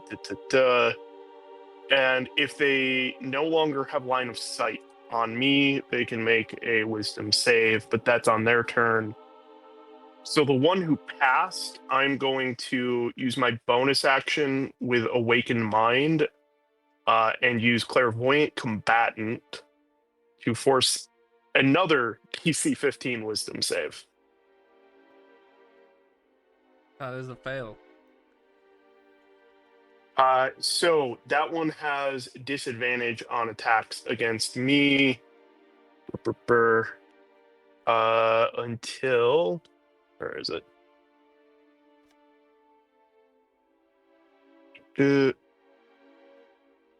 Yeah, it just has a disadvantage against me for the next 7 minutes.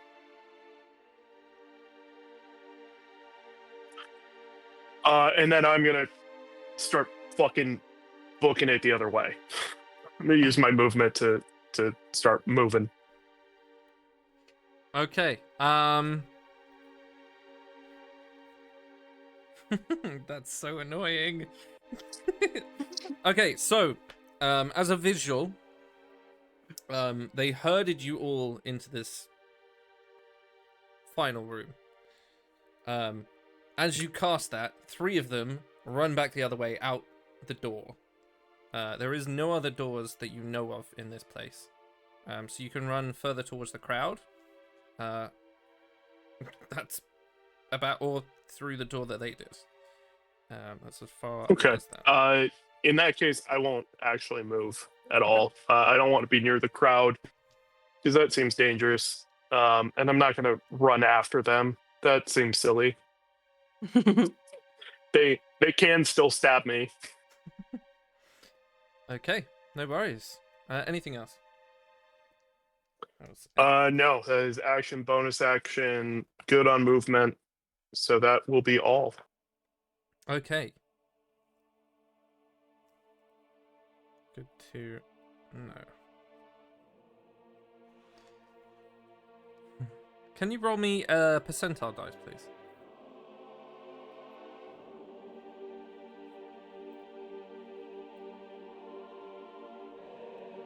$67. Oh, so close.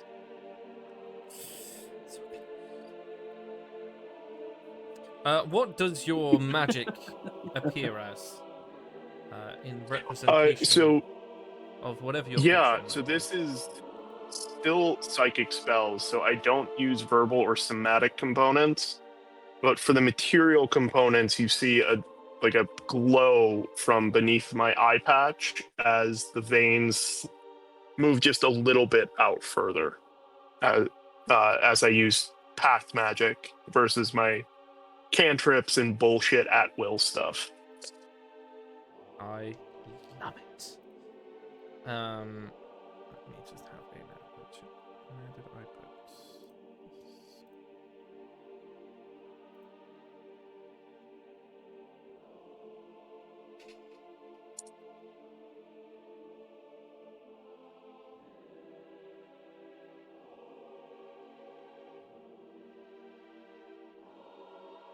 Interesting. Okay. Sorry, I just had to clarify with myself of whom your patron might be. I need to write that down.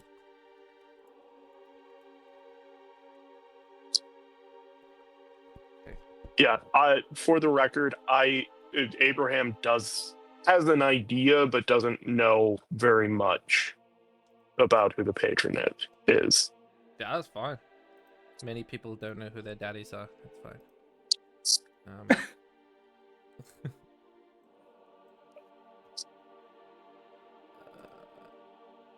Okay. The only remaining fuck's sake.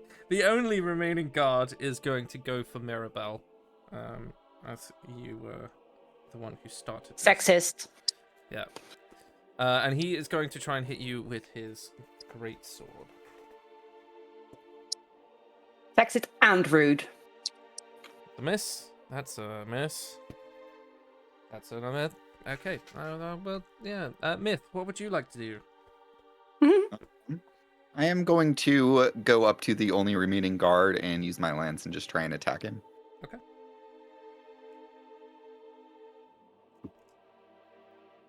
Does a 21 hit? 21 hits. Okay. So I'm going to do 4 damage, but he also needs to make a con saving throw. And if not, he is proned. Con save is 16. Needed to be a 17. He is prone. Okay. And then I am just going to attack him again with my lance as my second attack. Okay. Does a 16 hit? 16 is missed. Okay. That ends my turn.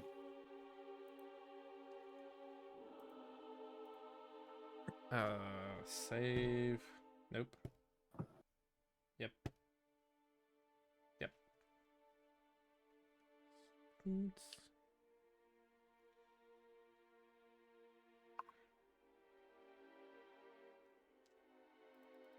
Mirabelle, you're up. All right. First of all, as a bonus action, I'm creating an Eldritch Cannon flamethrower. Okay.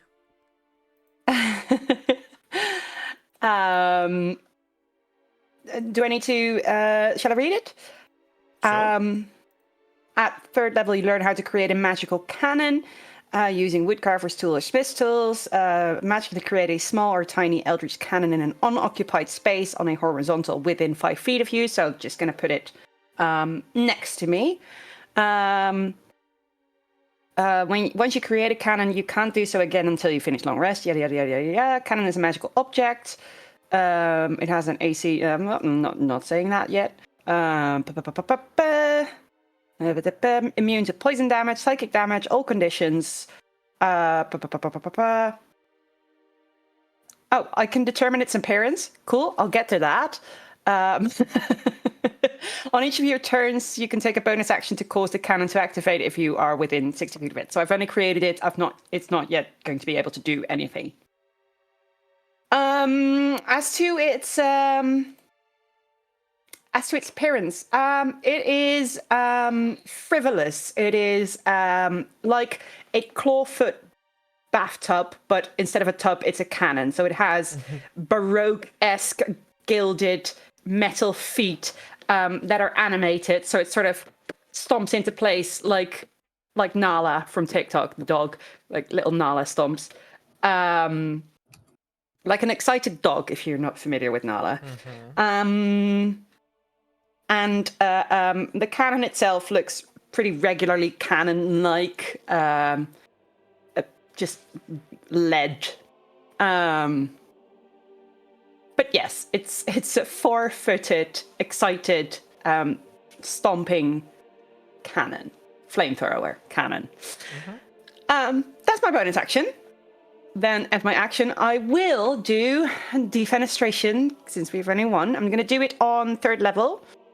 And then we'll have to do a strength saving throw. Please roll a 1. Please roll a 1. Just roll a 1. Just for me. Just for me.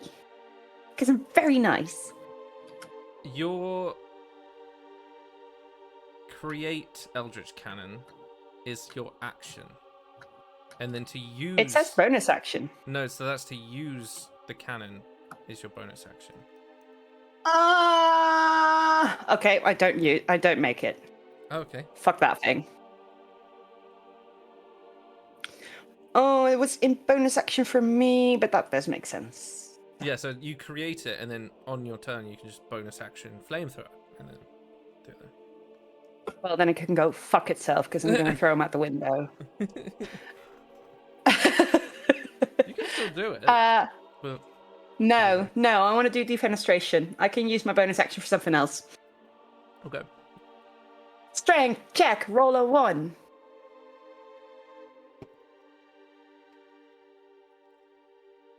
That's so bad. That is a 7. Yes, that fails. Whee! Okay. They get... Okay, so they get pushed through a window. If there is no window within 20 feet, there's a corporeal window they fall through. So it's kind of dependent on how you envision the space, if they fall through the real window or through a corporeal window, non-corporeal window. So I said the space was 60 foot, so the radius would be 30. So he would not be within 20 feet of a window. Then a magical window appears behind him. It says actually, if there's no window within 20 feet of the target, it is instead pushed up to 20 feet in a direction of your choice and thrown through a window of arcane force, which materializes behind the creature and vanishes after it shatters.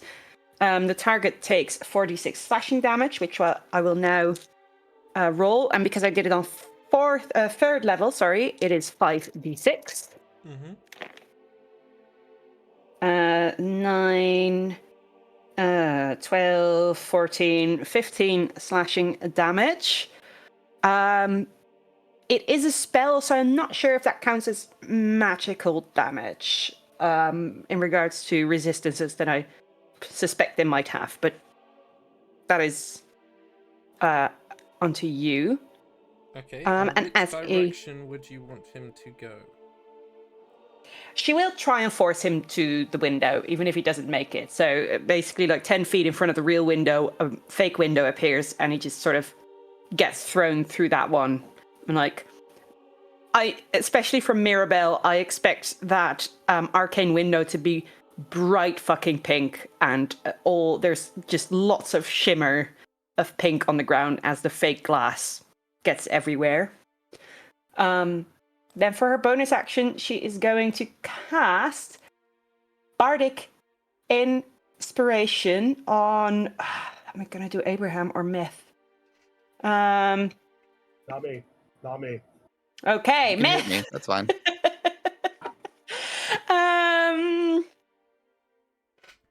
She's going to cast Bardic Inspiration on Myth. And she is going to scream, "Come on, big guy, protect us!" And you get a D... I've never played a bard. Which D?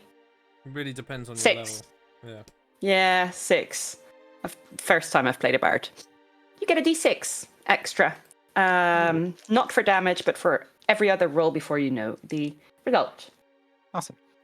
Also, if you guys are within 10 feet of me, you get a +3 to all saving throws because of my aura of protection. Mirabelle is. Hell yeah. Okay. And that is my action. I will stand firm. Okay. Okay. Abraham, you're up. You are 15 feet away from Myth at the moment. To his right. And there's only one left, right? Currently, there's only one guard in this room. The other 3 ran out. And that guard is slumped on the far left, right by the window. Because as you threw him 20 feet, he is now 5 feet away from a window, so... Yeah, just shy of a real window. Yeah, so for action, I'm going to mind sliver that guy. So he needs to make an DC 15 intelligence save. Intelligence. Natural 20. Okay, well, fuck me. That doesn't. Silvery barbs.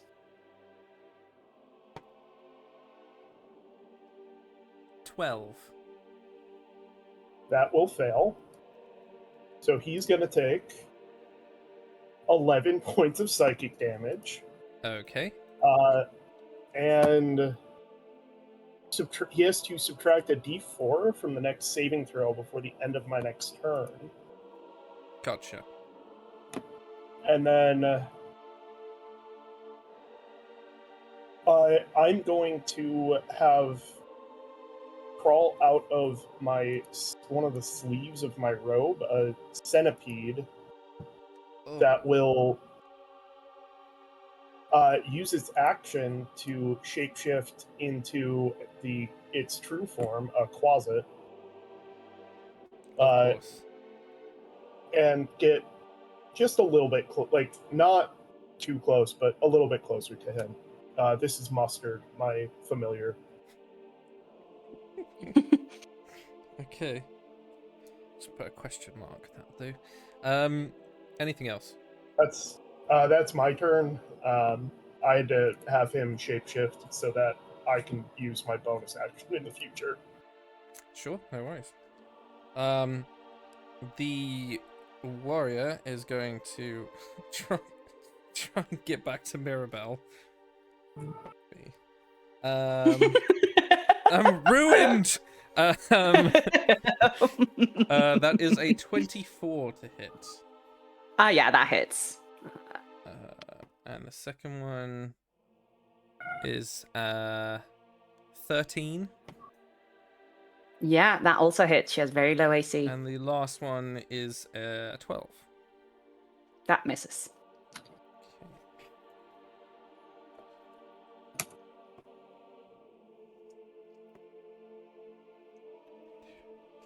All right, how dead am I? 28 points of slashing damage. Still standing. Not doing great.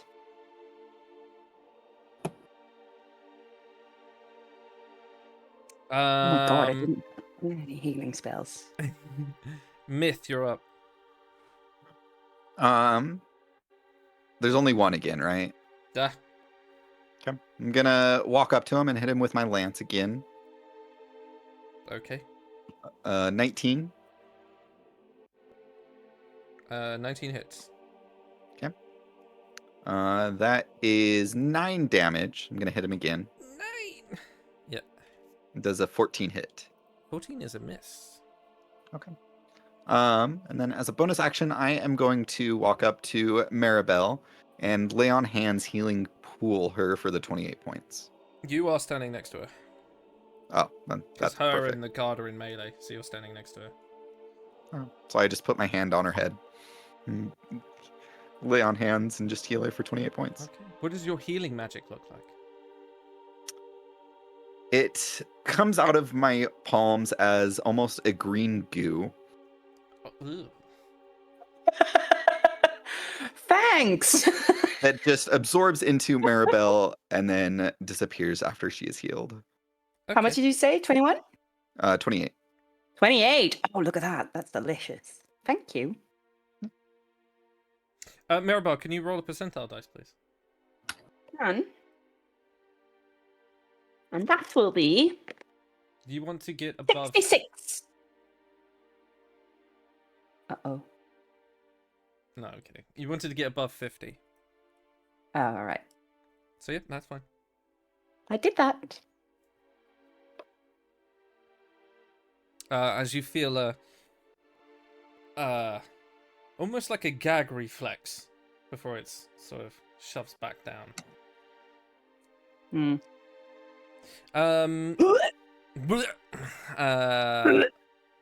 They pass, so they're gonna come running back in. Fuck yeah! Oh, they should also... Oh, I didn't have him do a saving throw. That was my bad.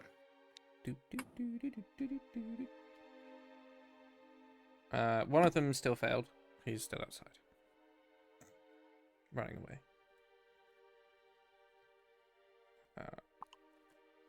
They drop their swords, so they are going to shoot their crossbows at Myth for being a dick. Mhm.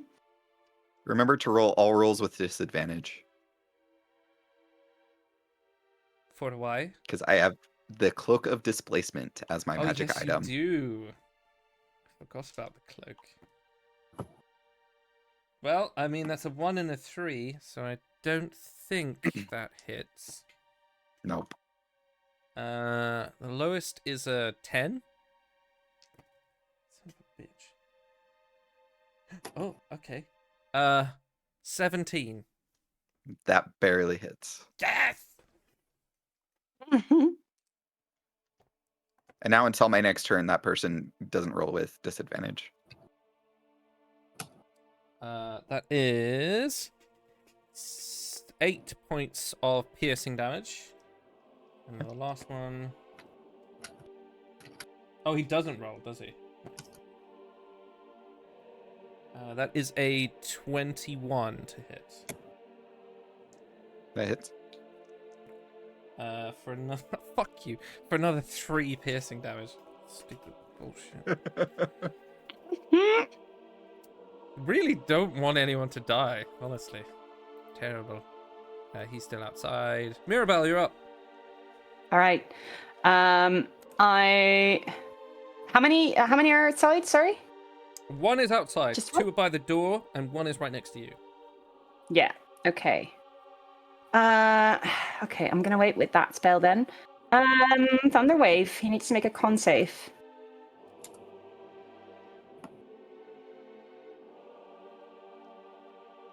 Okay. Second level.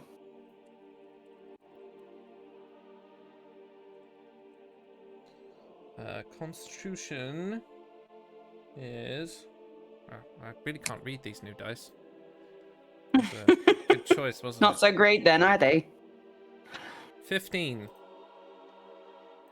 Ah, damn, that saves. Did it get any effects if they save? Half as much damage. Okay, he's not pushed though. That's a shame. Well, gonna damage him anyway. This is 12, 13. Half of 13 in his favor is 6 damage. Thunder damage. And as a bonus action, I'll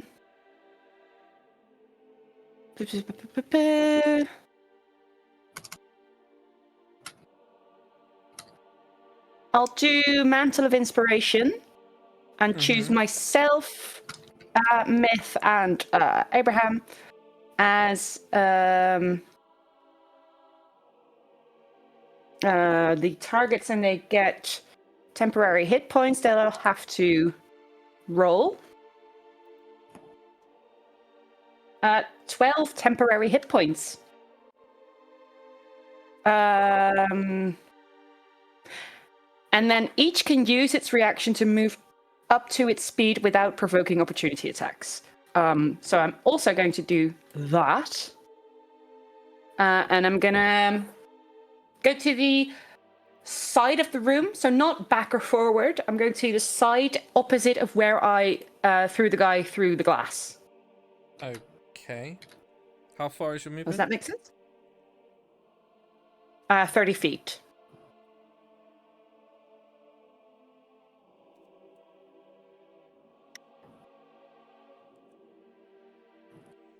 Can you read out the description of Thunderwave, just so I can make sure I'm not an idiot?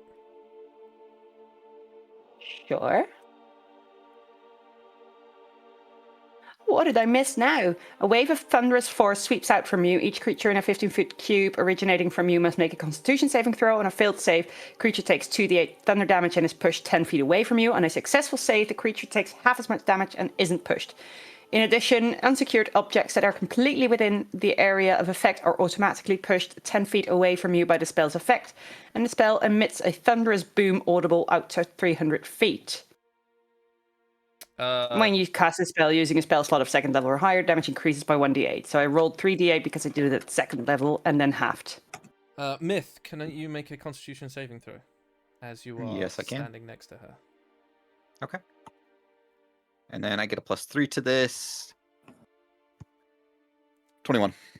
Okay. So it's No, save. 3d8 and then halved for him.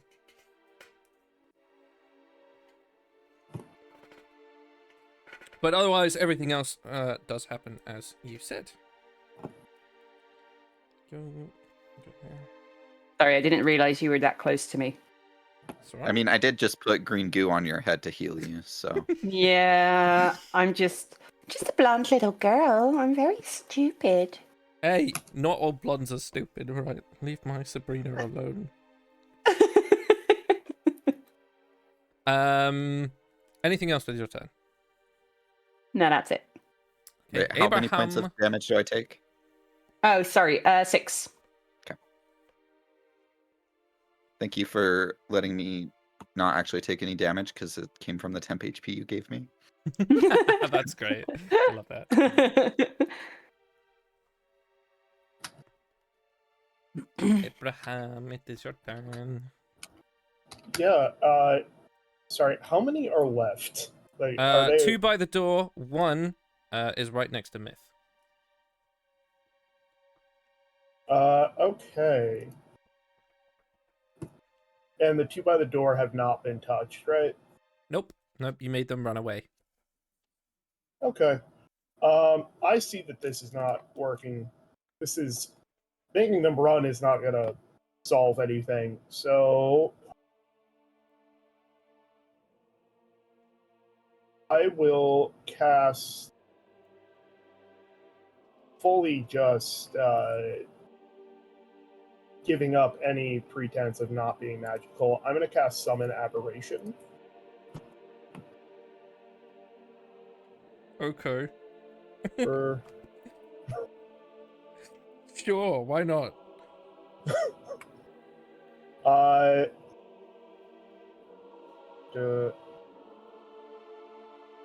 and I will make it a slad.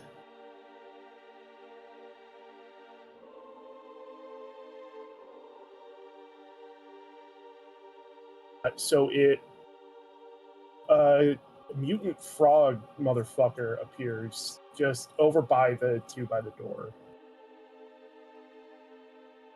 Is this mutant frog also a frog butler? I mean, if you want it to be one, I don't know that you do. Frog butler, frog butler. What size is the aberration? It is a medium-sized creature. Okie dokie. Is it very rotund and does it cough a lot? No, unfortunately.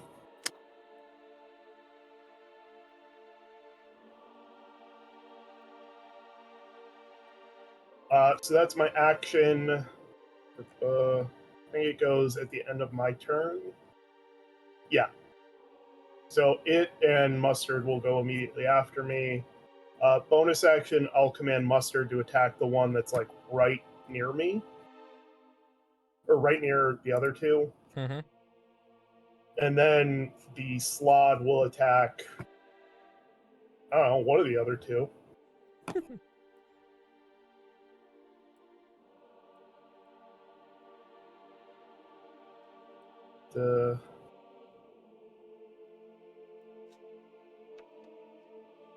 Sorry, it will attack twice. So the first one is the Slod is 19 to hit. 19 hits. Alright, I'm just gonna roll both attacks real quick because it's very confusing. The other one hits, it's a 17 on the die, so a 24, I think. Hits. Okay.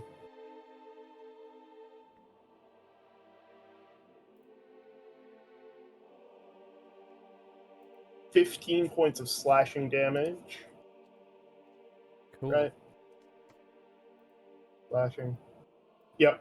And it cannot regain hit points until the start of the Slod's next turn. Okay. And then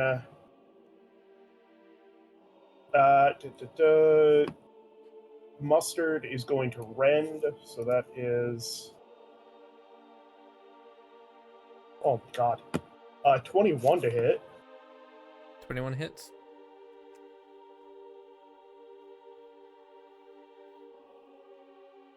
Slashing damage, and it's poisoned until the start of Mustard's next turn.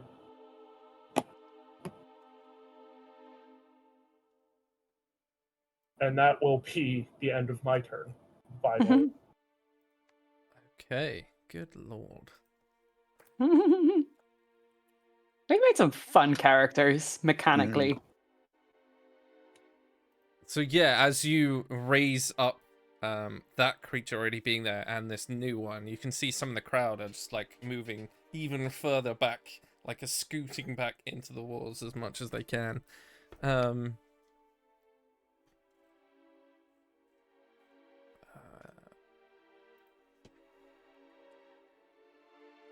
Okay. He is going to go for myth, but he has disadvantage. So he's poisoned. That's a miss. It's also a miss. Okay, well, won't do anything then. Myth, your turn. And there's one that's right next to me and Maribel, right? Mirabelle ran to the right. Yeah. So there's just one Okay. next to you at the moment. I am going to attack him, but before I do, I'm going to use my Channel Divinity to imbue my weapon. So it'll just do a +3 to attack rolls. And it is now shedding a bright light within 20 feet, and then a dim light past 20 feet. Is your channel divinity your action or your bonus action? That is my first action. Because I have 2 attacks per action, and then my bonus action. Yeah, but channel divinity isn't an attack. If you go on. Oh, you're right. Yeah, no, that makes sense. I'll use that as my action. Okay. And then I don't have a bonus action I can actually use. So Sure. I mean, it will come back around, don't worry. Yeah. Crossbows are gonna... Fuck me. That sounds painful. I'd suggest other objects for that.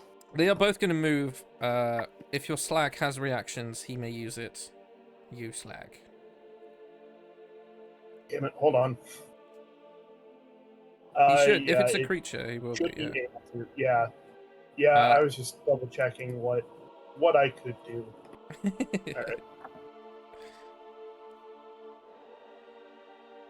Yes, they're both going to run to the right. So you may pick one and attack him.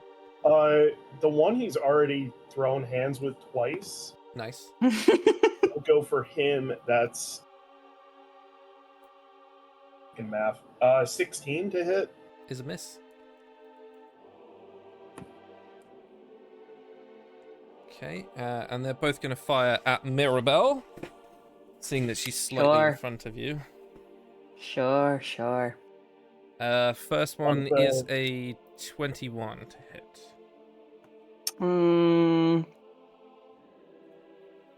Silvery barbs. There goes my first level slots. 18. Hits. Second attack is a 14. Yes, that hits. And the last one is a 17.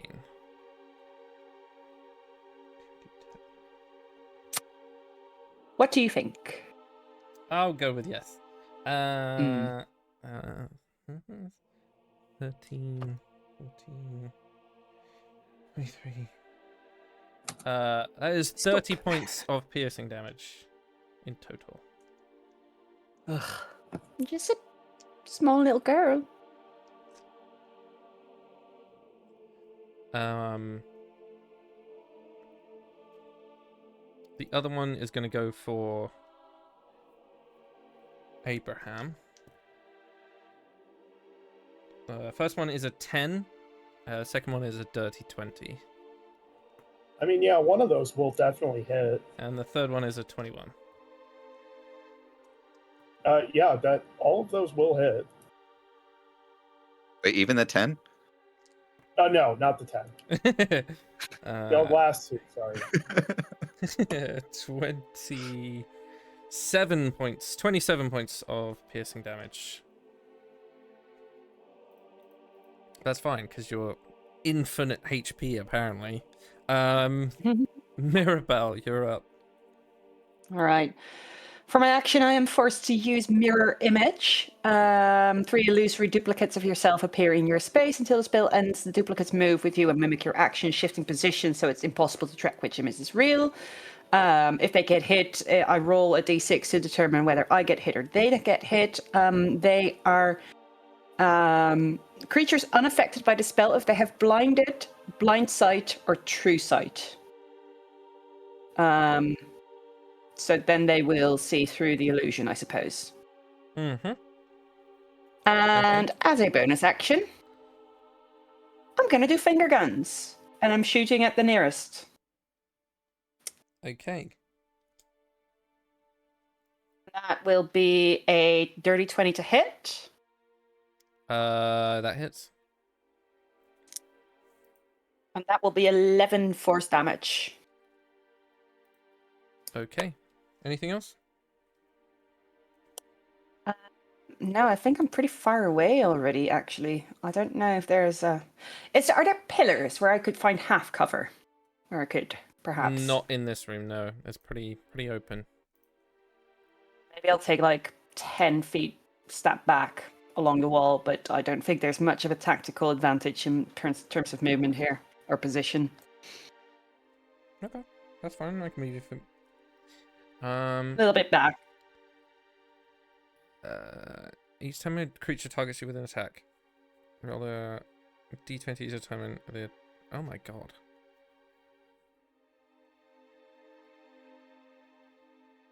Let's roll a 6 or higher.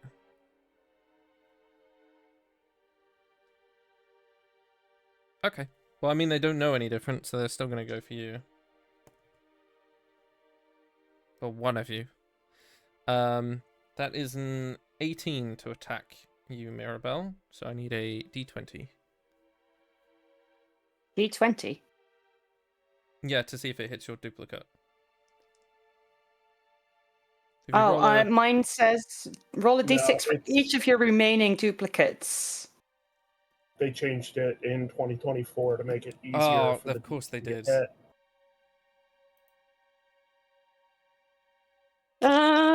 I mean, a d6. Yeah. Either way, roll something. Yeah, 3d6. If any of the d6s rolls a 3 or higher, one of the duplicates is hit instead of you. Yeah, okay. So it doesn't matter if all 3 of them are higher. Yes, one of them is hit and is destroyed instead of me. Okay. So I have 2 duplicates left. Second attack is a miss. Third attack is an 18. Yeah, that hits. Ooh, and it hits me. Because I rolled shit.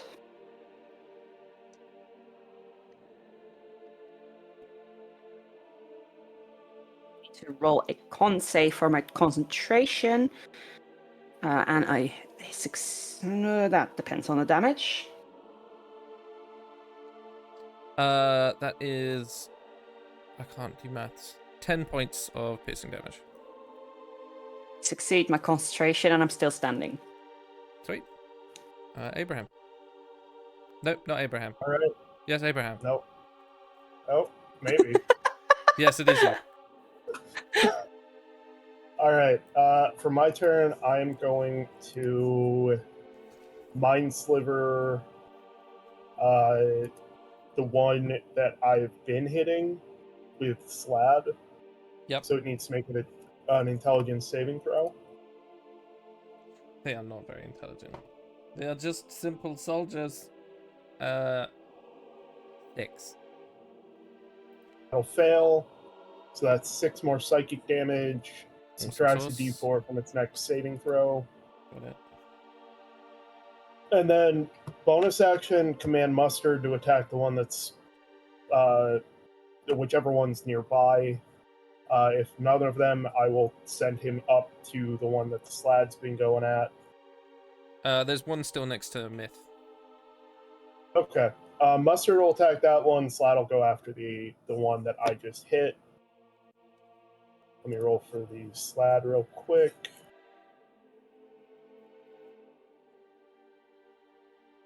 $17. 17 hits. Okay. Second swing was a 19. Also hits.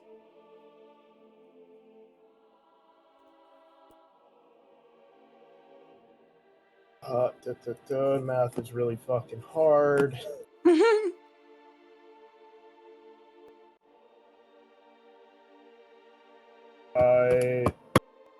22 points of 22 points of slashing damage to that guy. Yeah, you just watch as his claws rip into the armor through the back, and you just see blood begin to spurt out of his mouth. Just falls to the floor. So it begins to pool around your feet, Meth. I called him Meth again. And God then- damn it. And then time for Mustard's attack. Go, buddy. Oh God, it's an 8. Oh, or mustard. No. He tried. He did try. Yeah, that's fine. That will be the end of my turn. Okay, Myth, you're up. Okay, and there's still the one that's right next to me that's alive, right? No, he just killed that one. Oh, okay. There's two Where in the is corner one? who are being cornered by a giant slab creature. How? Well, I attacked one of the ones in the corner. The one in front of him is the one I sent Mustard after. The Slad's still going after the ones in the corners. Yeah, that's what I mean. There's only two left, and they're in the corner with the slab. Mustard Okay. is floating off somewhere. Okay. How far of a distance are the ones in the corner from me? 35 feet. 35. Okay, Oh, that actually works. I'm going to use my 30 feet to get to them, so I'll be 5 feet away. Mhm. And then I'm going to use my lance again. That has a 10-foot reach. Nice. Does a 16 hit? 16 does not hit. Okay. I'm guessing a 9 doesn't hit either. 9 is miss. Okay.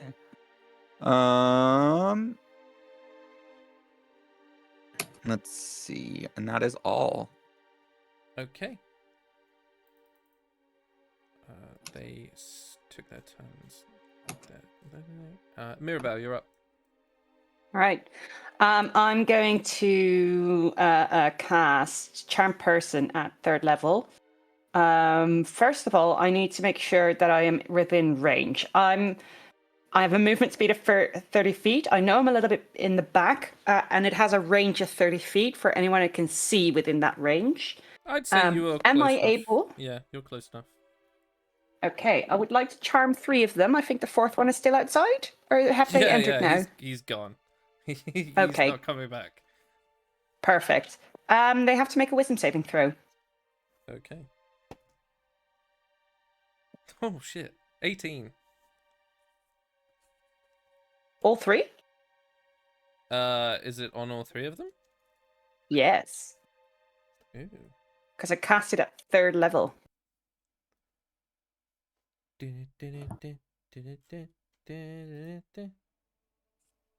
mean, there's only 2 of them, so I would cast it at 2nd level. Ah, all right, I will. I mean, you can cast it at 3rd level, but if you want to save a spell slot, I'd cast it at 2nd. Yeah, it's absolutely useless on 3rd level. I thought there were still 3. All right. No, there's only 2. Okay, then 2. The other one rolled a 11.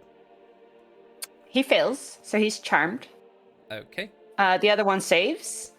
Friendly to me.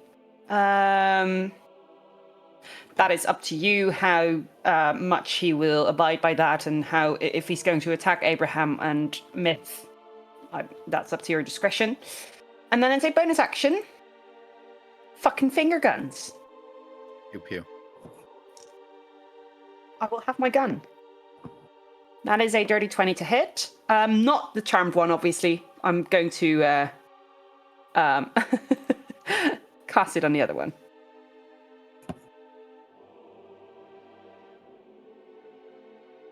Assuming that hits. It does, yes. Okay. That'll be 5 force damage. Not incredible, but damage nonetheless. Alright. Got it. Anything else? And that is my turn. Let's say it's B.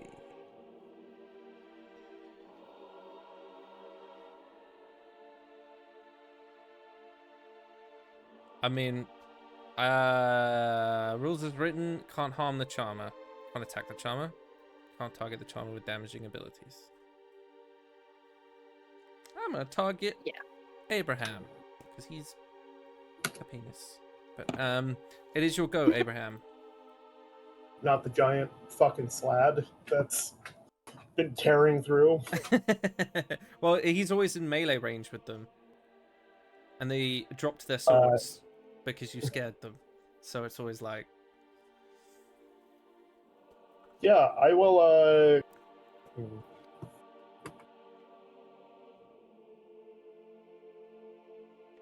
So they are at a distance, right? Yes, they are roughly 35 feet away from you at the moment. I'm gonna do something real dumb. Thereabouts. I'm gonna cast Silent Image as a 15-foot cube and make it look like I'm not there anymore. Fair. Okay. They can still target me. They can hear me, but they'll have disadvantage. Fuck those guys. And then I'll tell Mustard to go attack one with the slot. And, okay, they officially can't get out. That's great. Love that. Yeah, he can make it there, so... That is a 22 and a dirty 20 to hit for the slad. Both hit.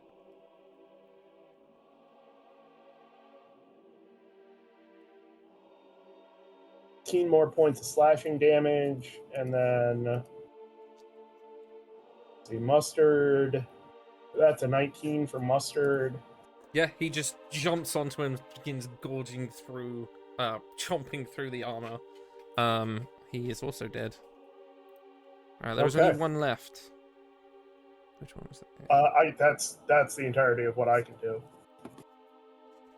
Okay. What the fuck is he? He's just gonna try and shoot Myth in the face. Remember, With disadvantage. Yes, I know. That is a 15. That misses. And a 4. That also misses. And a... Okay, fuck you, dice. Mirabelle. Wait, do I not get a turn? Oh, did I skip you? No. Get fucked. It's actually your turn first, then it was my turn, and I forgot that. It's your turn. Oh. Okay. And there's only one left. So you're there. Okay. My first attack misses with a lance. Okay. My second one is a 23 to hit. That hits.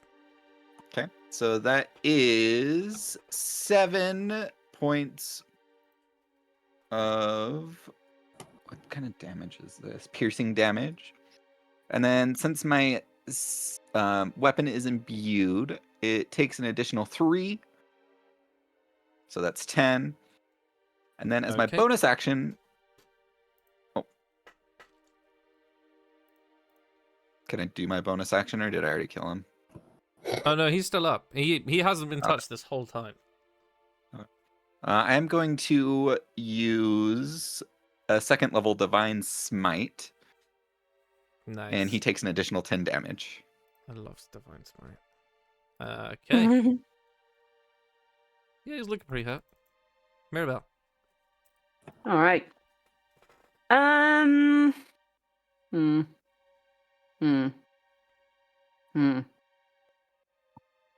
mean, yeah, I gotta hit him, right?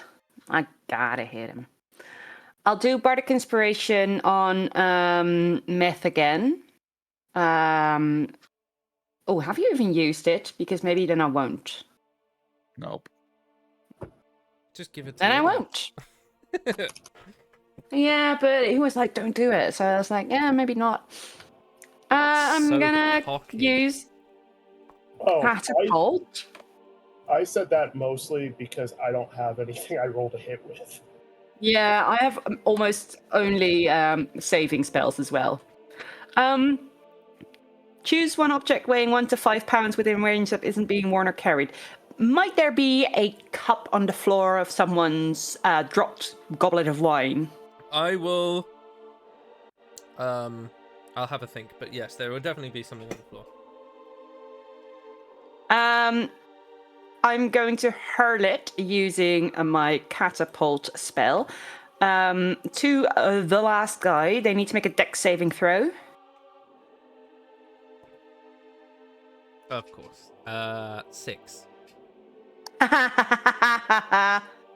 Okay. It will take 5d8 of bludgeoning damage. So let me gather my clickety clackety stones. Oh my god, that's so much math. 26 damage. Bludgeoning. You watch as slowly being backed against the wall, you have what was it? Quasit? A slab. You have Myth with his lance, all in like a little semicircle. You guys watch as Mirabelle lifts up this beautifully, elegantly crafted silver tray, and it just goes spinning off towards the corner and decapitates this guard, like into the wall, with his head, as it spins, just resting delicately on top of the tray that is now embedded in the wall as his body slumps to the floor.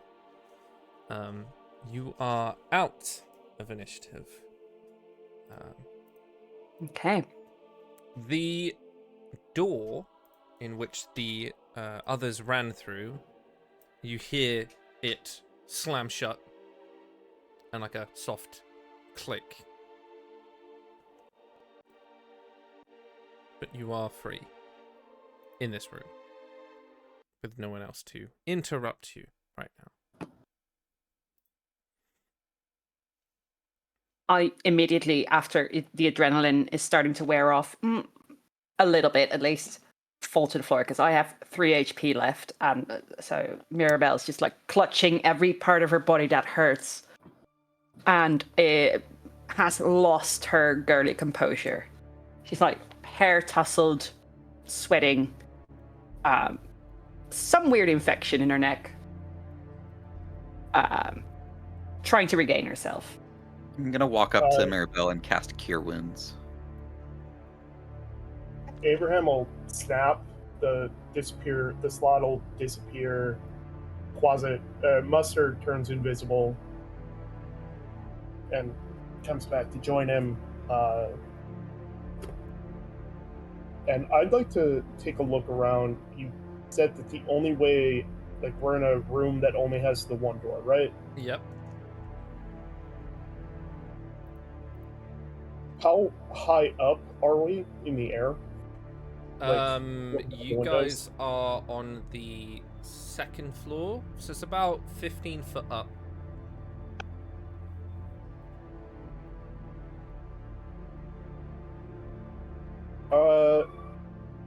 Or 1st floor for you guys. Well, no, 1st floor for 2nd floor. Anyway, it doesn't matter. The one above the ground floor. Yeah. Didn't you say there was a hidden bookcase door that Melissa went through? Yeah. That was in the 1st room. Oh, okay. That's in the room just next to this one. While we have a little bit of time, I'd like to take a minute to use my magical cunning and get one of my pack slots back. That's perfectly fine. As you're looking around the room, you see a bunch of all the different nobles. There's about 15 of them left. Some of them are trampled on the floor. A couple of them are dead. They're all just sort of cowering in fear of Mainly Abraham more than anyone else. That's fair.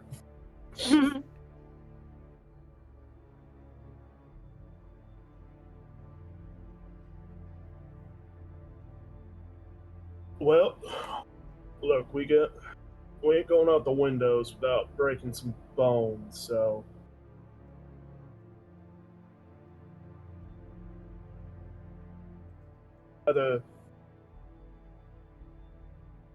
we either bar that door over there, or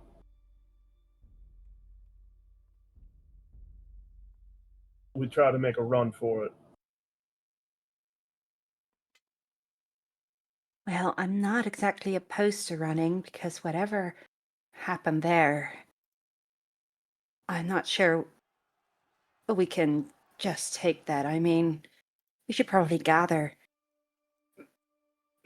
armed forces or something. What armed forces, though, and who can we really trust? Because we were just attacked by the guards. I know. It's just I can do a lot of things, but we had a lot of trouble with just some guards. I don't know what some bitch-ass priestess is going to do to us. I had a feeling she was evil. Yeah. I did say that. Never trust a pretty woman. Then why were you trying to help her? It's just something you have to. I know, it was dumb. It's certainly not going to happen again.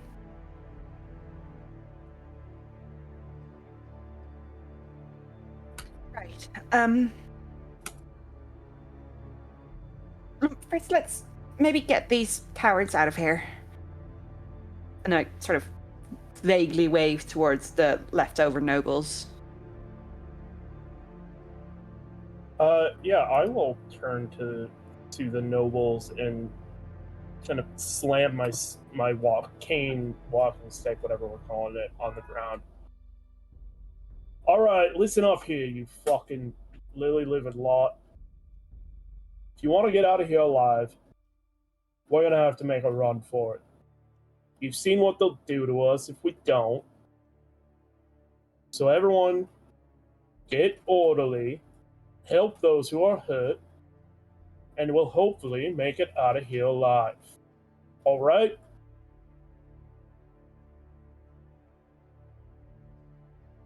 Don't listen to him. Well, do listen to him. Let's leave. I take that back. Yeah, I sort of roll shoot up. intimidation for me, Abraham. That's a nat 20 for a 27. They immediately all just stop talking. And they're enwrapped. Seem to be... This guy knows what he's talking about, so we'll listen to him. And not the other one. I sort of shoot up as well, and thinking out loud, we have to toll the bells as well.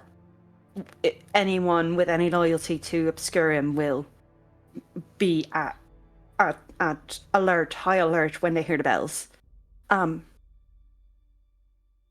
Actually, do I know roughly how to get to the bells? I'm assuming it's not a super secret place.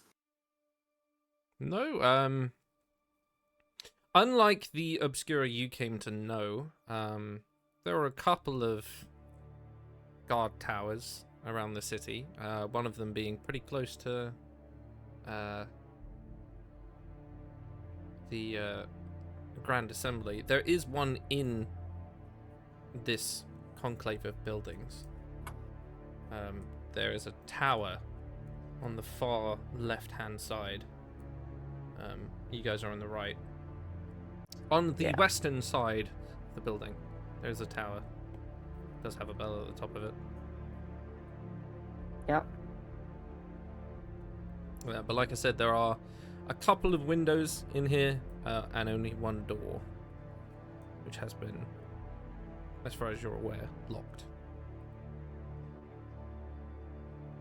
I'm going to attempt to run out in order to get to that bell. Do I encounter locked doors on my way? Where are you running is my question. I'm gonna run to the route to take to get to the western side and get into the tower to ring the bells. I know, I get that, but how are you getting out of this room is my question. I think the door. Yeah, is it locked? That door is locked, yes. Okay. I will try to... I do have proficiency with that, yes. I'll try to lockpick it. Okay, yeah, it's a sleight of hand with your proficiency. 17. Okay, whilst you're down there, can you make a perception check for me? Oh, your passive perception is 19, right? No, investigation. Passive investigation. I'll take that. Oh, right. No. No? No. 7 for perception. Okay. Yeah, you hear like a soft click as you go through the motions. I don't know where you keep your lockpicks, but you sort of pull them out, go through the motions, and then there's a soft click. But as you're doing it, you can hear a soft murmur of voices the other side of the door. Obviously, with your low perception, you can't tell what they're saying, but you do hear them. Do I If I'm over realize... there, can I hear it? If you want, you can roll one, yeah. Absolutely. That is 10. Unfortunately not. You can tell that there's more than one person. That's about it. It's pretty... Do we recognize their voices? Ooh, great question. Like, is it Valessa and Siler and Ishkar and the like? You recognize one of them, yes, as being Ishkar. There is another one off to one side slightly that does sound a lot like Valessa's sort of pitch. Has a very grating. Anyway, yeah. So Valessa and Ishkar are in there for sure. Okay. I kind of glance back at Abraham and I cast message. Honestly, I'm kind of scared to confront them, but this also seems like an excellent opportunity. I'm sure they wouldn't have realized that we survived their ambush. I'm not sure if that was 25 words. I didn't count. If you get cut off, I open the psychic channel and we can talk back and forth.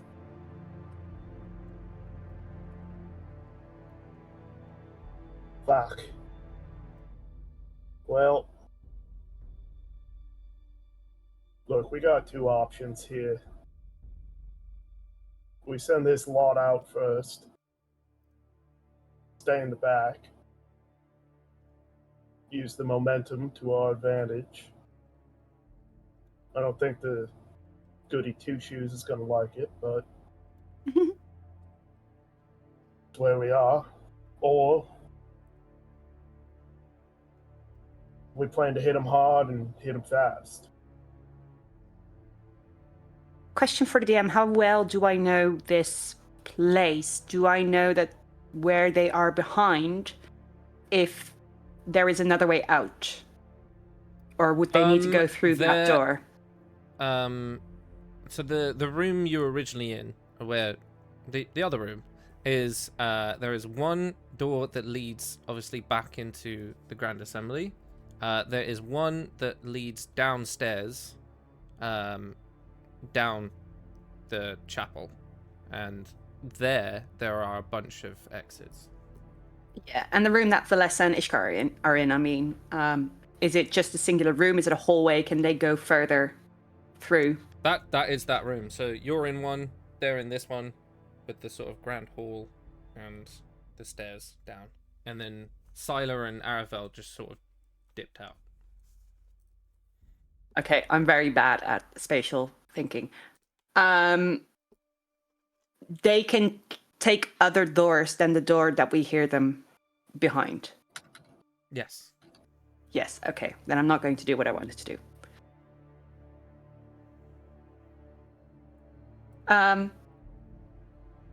We might risk too much if we take him head on. As much as I would like to strangle that bitch right now, we should probably get these people and ourselves, most importantly, out.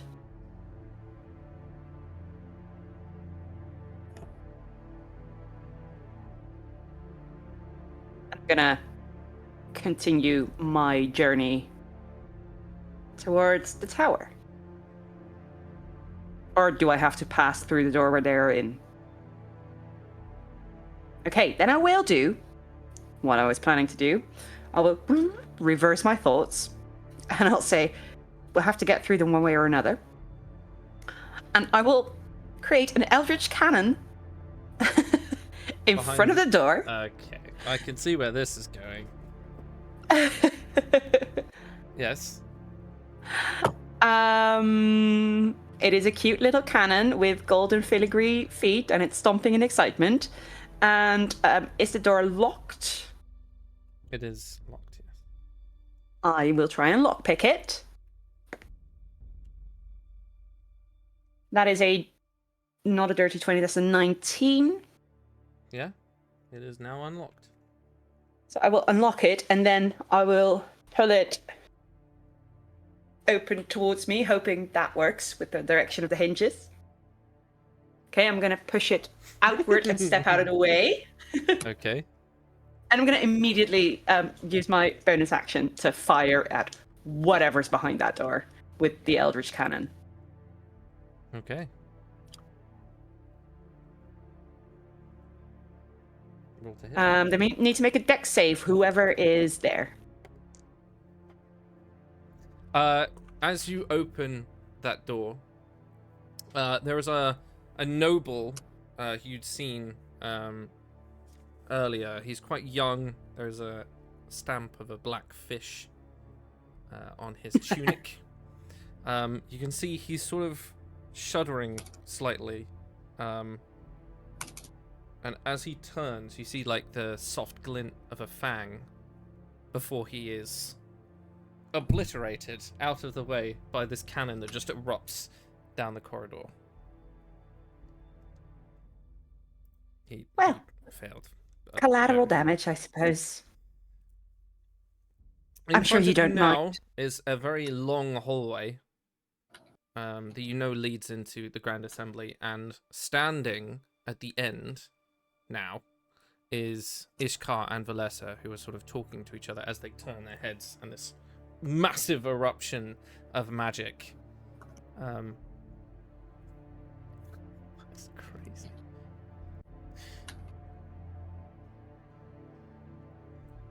What are they doing?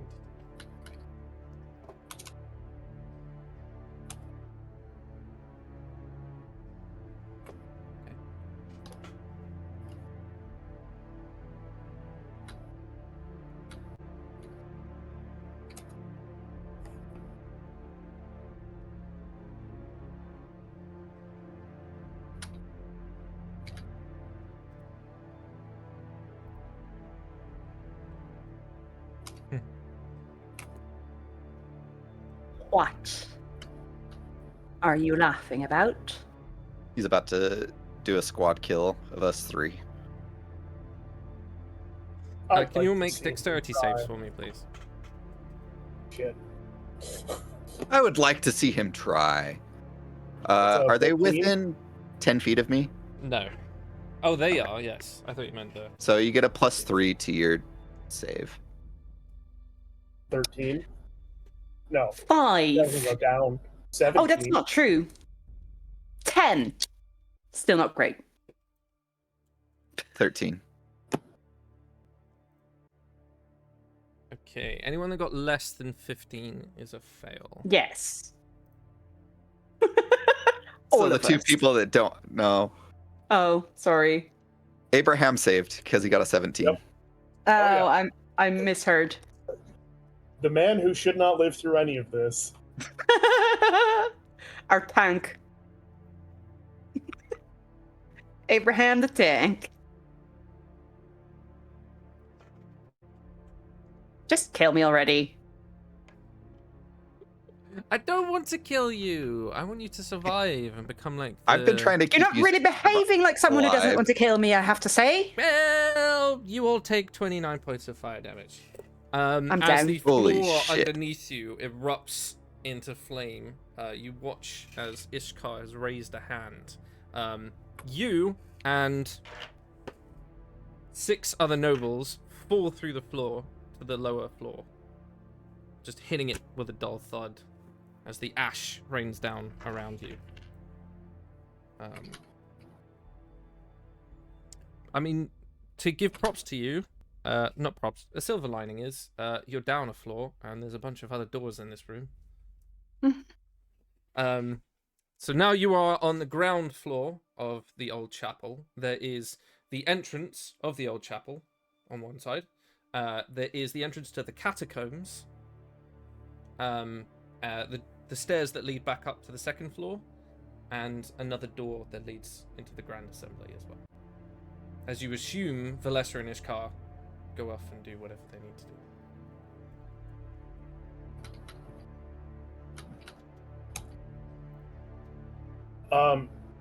I assume I took half damage. Yes. Okay, that's what I entered.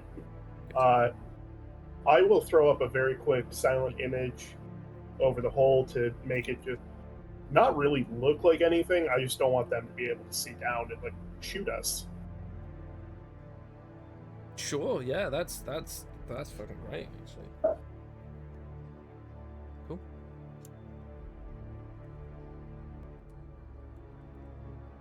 I very dramatically fall to the floor from an entire floor's height. And do not get up. Okay. Mustard also saved on his dex throw and That's takes amazing. almost no damage. I love that creature already. Same for my cannon. Because it's not a concentration spell, it is still existing. Nice. So it's still with But you do hear, like, it's a lead thing, so it makes a fucking awful sound when it drops down a floor.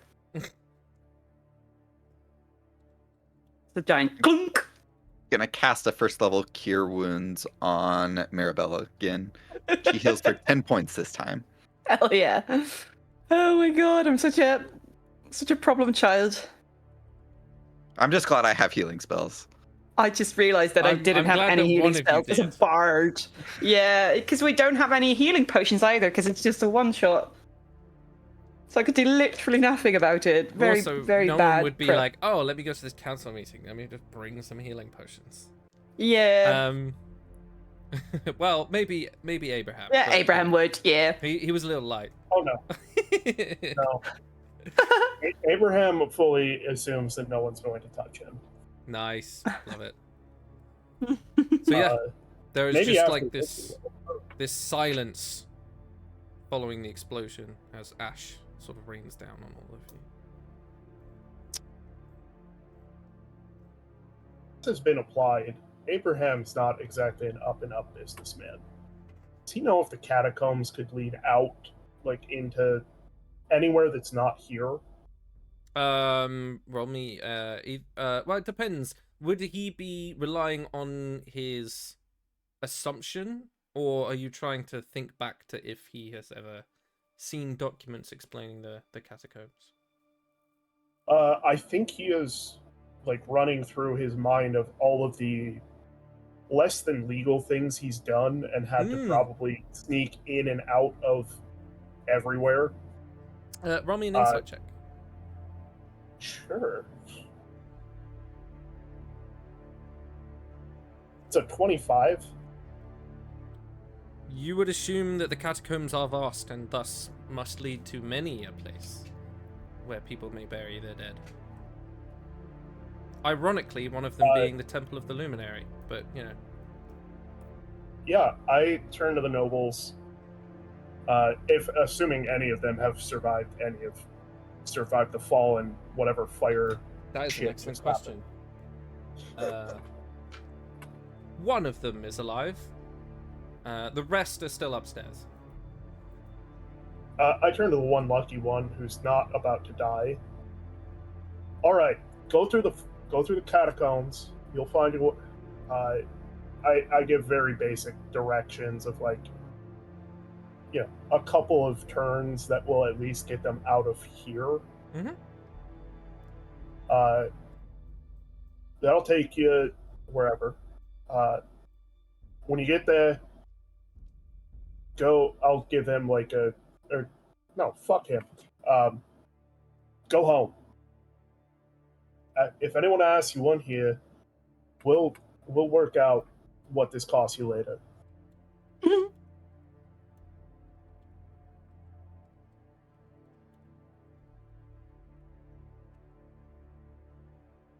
Yeah. Yeah, he's way too scared not to do anything but what you've just told him, so he's just immediately booking it to the catacombs. I'll turn to the other two. All right, we can get out of here that way, but little lady, I know you wanted to ring the bell.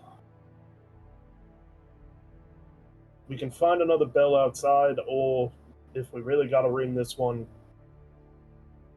figure it out. But these motherfuckers are not taking this city from us. Nope. I agree. Okay, let's just go there. And I take a little pebble of stonework that's fallen to the ground, and I will use magical tinkering. I can imbue a tiny non-magical object with a magical property of your choice. I will choose a 6-second long recorded message, and I will use all 6 seconds to very slowly but spitefully yell into the stone, "Go fuck yourself," and I'll toss it upstairs. And then I head for the door. Okay. I'm just following. I'm enjoying these two because realistically, I'm fighting for good, but I don't know who's good or bad at this point. Yeah, I'll take just trying not to die. the crossbow bolt out of my shoulder that has been there for a little while and follow behind. Okay. So you guys going towards the bell tower? Yes. And I'll take out my dagger has reversed into a needle again, and it will cast mending on its own, and everything that's torn on me. My dress is getting in pristine condition again. Like I gotta be that girl. Gotta be ready. Oh yeah, I'm casting prestidigitation to clean myself up too. Yeah. Gotta look presentable when in mortal danger. I'll mend anything that's broken on the other lads as well. Just so you all Yeah, you'll just see a floating magical, probably pink sewing needle, like stitch everything around you. Also, the cannon follows us, but it only has 15 feet speed, so it's probably half as fast as all of us. But it's active for 1 hour, so it will just trot along following us. Just this giant lead gold footed cannon is sort of like bunk, bunk, bunk, hopping along. Okay. No worries. Mirabelle, can you roll me another percentile dice, please?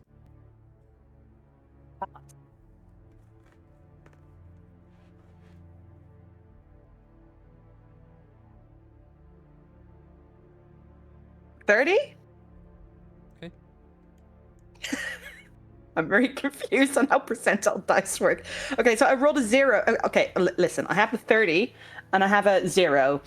And usually a That's 0 just on its 30. own means a 10. So now it's a 30, right? Yes. Yeah, okay. I had a major brain meltdown over that one. 30. Unless you roll all zeros and then it's 100. Yeah, it's fucking stupid. All right, yeah, 30. Okay. Yeah. Okay.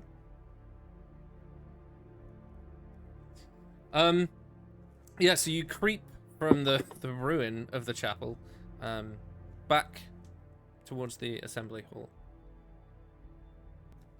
You come out next to one of the grand pillars off to one side, towards the far end near the stained glass windows. The air is thick with the smell of iron. And where banners of white and blue used to hang, they now sag, stained dark with different splatters of blood. There's a couple of overturned chairs, and the previous crescent table of the council has been smashed to ruin. As you edge closer around the back side, nice, around the back of the assembly hall, you peek into view of rows of people kneeling amongst the blood-slick marble with their heads bowed.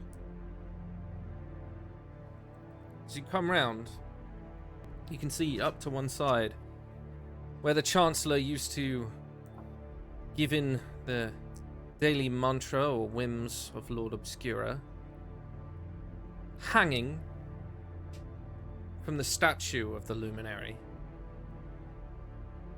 is the last Lord of Obscura. Sort of slack as he slowly spins. Valessa stands in front of him. Her face is now wet with this crimson. And on his knees is the young Lord Valcorin, who is clutching the trembling hand of his sister Aravel. Defenestration on Valessa.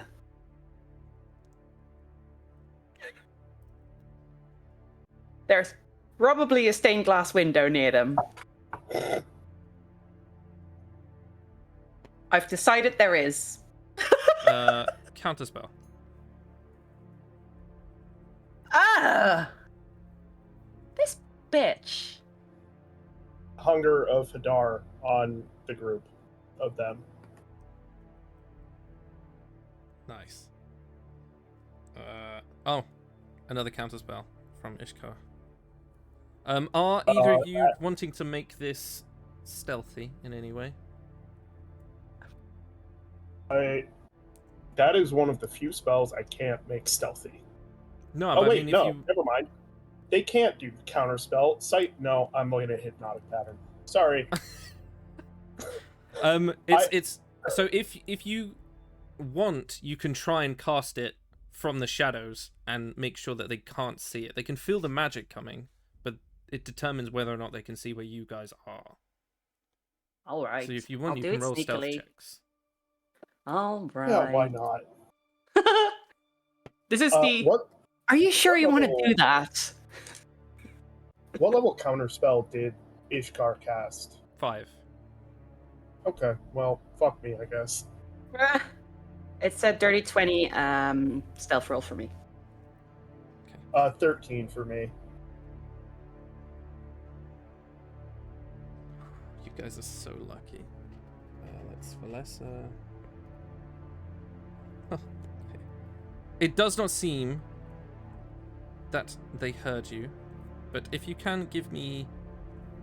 Actually, I'm not even going to ask for a roll. I will advise you, as you feel that being snuffed out, that in this place, amongst all of this pain, that would be a very bad idea in terms of if you want to get to the bell tower or not. Just really wanted to throw her through a window. I understand I know it that. wouldn't kill her. I almost was like, well, I can't do anything, so yes. And then I was like, wait, yeah.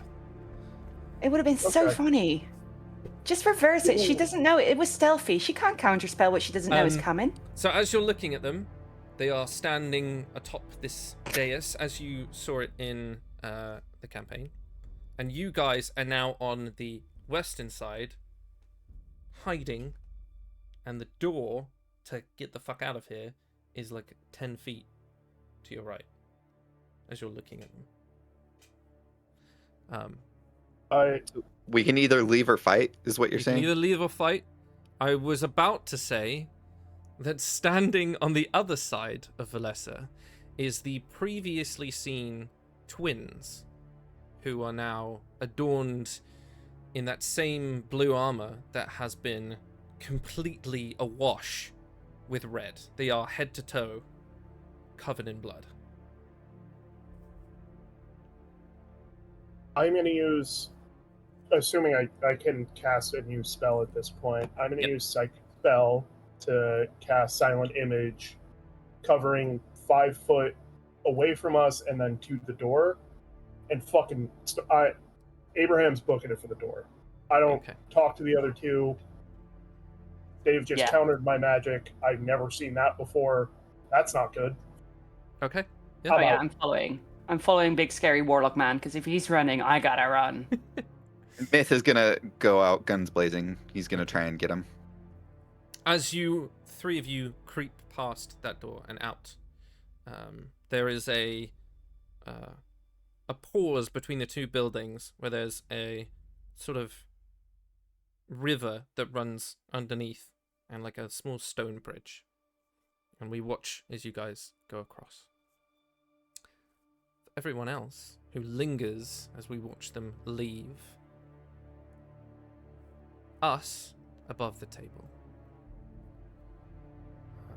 we watch Valessa now standing watching her people before her, Scylla in a very prostrate form,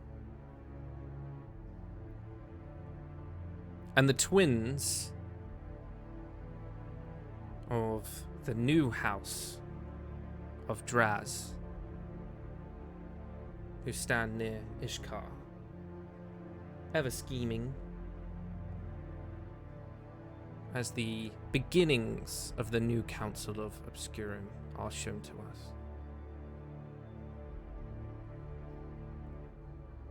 High above, to the western side, the bell tower looms. The rope hangs down, frayed but whole, swaying faintly in the stillness. And we join back to our party, who all need to roll stealth checks for me.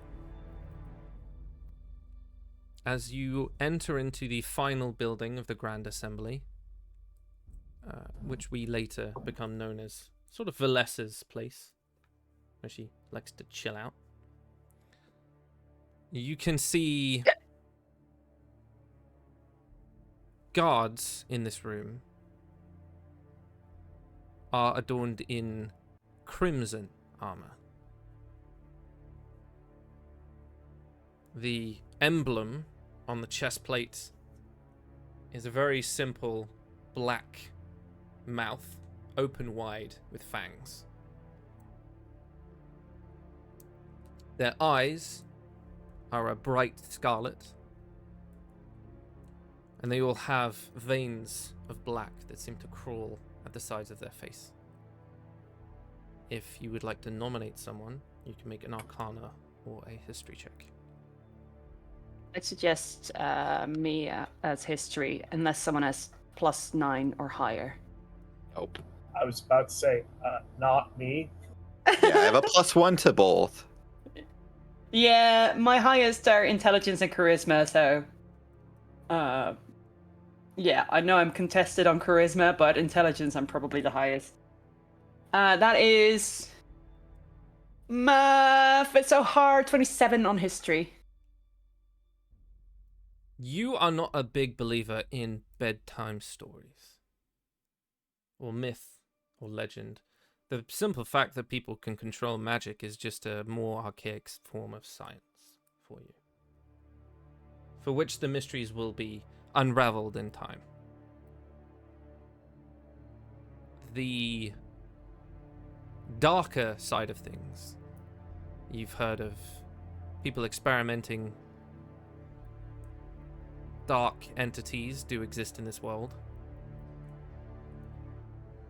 who we above table know one of you is in contract with. And I would say this does give you a little bit of an inkling, Abraham. These are known as the Blood Taken. They are a modified version of what could be if you try and make a vampire too quickly. They are immensely strong, bloodthirsty, feral.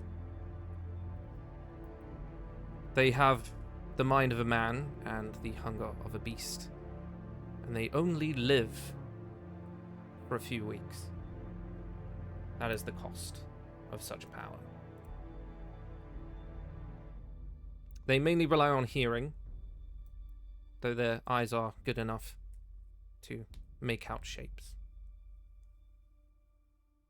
And you're watching them as they're sort of patrolling-ish, but more just moving around with their heads tilting every now and then. You can see, as you're coming through into this room, that there are 2 sets of staircases at the far end. And there's enough pillars and statues that you could probably make it there if you guys want to try and sneak it, which is probably the better option, given what you know about these creatures. Yeah. I have a question. Yes. Is there, with the bell that we're trying to ring, is there like a single rope that if you grab onto it and pull, it'll... Yeah. Can I see that from where we have hidden ourselves? You can see the top dangling end of it, which you assume you would go up the staircase and there'll be a platform that you can ring it from. Yeah, I'd say it's about 60 feet up, right at the end of the room. Oh my god, I'm getting hiccups. Right at the end of the room, in between the staircases. Yeah, I throw up silent image in front of us to make it look like an empty doorway. Yeah.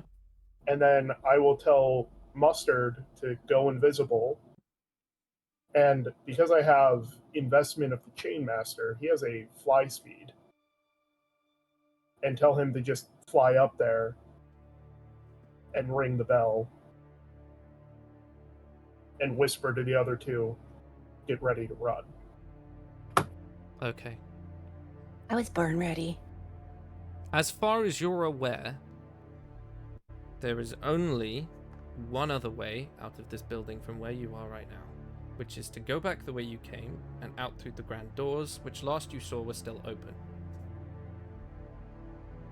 As soon as you ring that bell, someone's going to know. Because if you think about it campaign-wise, the way you guys got in from the western side was you blew a massive hole in the side of the building. Yeah. We went over a bridge with a river, you said? Yeah, that was just in between the 2 buildings. There's this gap where one of them was older than the other one, and there's a small little sort of remains of the old land underneath. So it's not like an actively running river. It's slow, but it is big enough if you wanted to dunk yourself in it. Well, you could follow it outside. Yeah, I will mentally, because he's my familiar, tell Mustard, wait 5 minutes and then ring it, and then get the fuck out. And give us a little bit of a head start to start running to the river, where I am planning to jump in. I tell the other 2 my plan. I don't know if they want to join me. I'm not nearly as hurt. Okay. Yeah, I'll jump in the river. Okay. Yeah. Mustard, can he make a stealth check with advantage, given that he's invisible? Can I cast Bardic Inspiration on him? I will. I'm casting Bardic Inspiration on Mustard. I think so, yeah. He does count as an ally. Yeah. It's like we need everything. So an extra D6 if you want. Well, I rolled 2 13s, so that's an 18. I'm going to roll the D6 to be safe. So I do love my little man. That's a 22 total.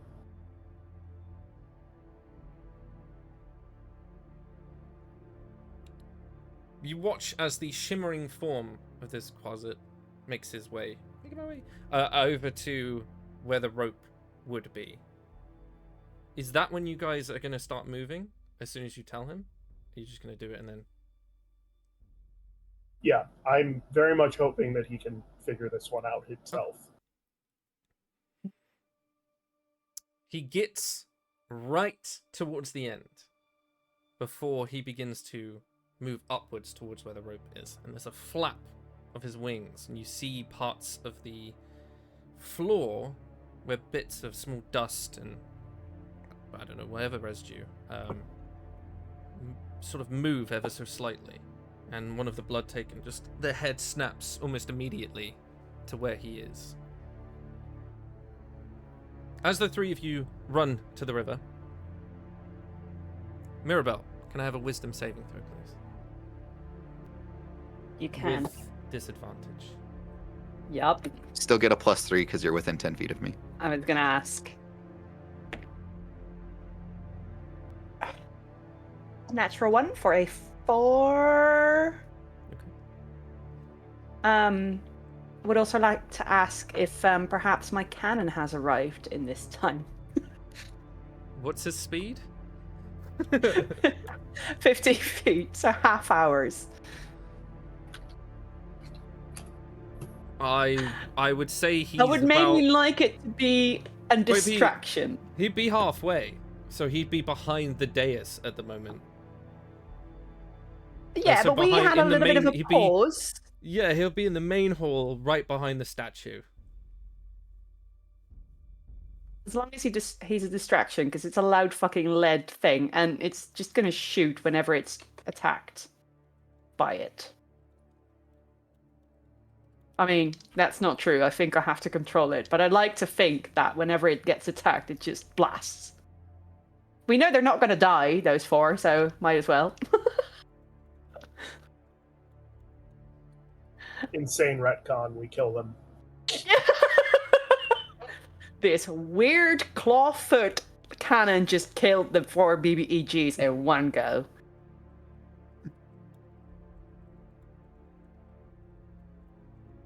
Okay, but yeah, I very obviously failed my wisdom save. So how dead am I? I don't like that smirk. You wipe that smirk off your face right now. So glad that I prepared this.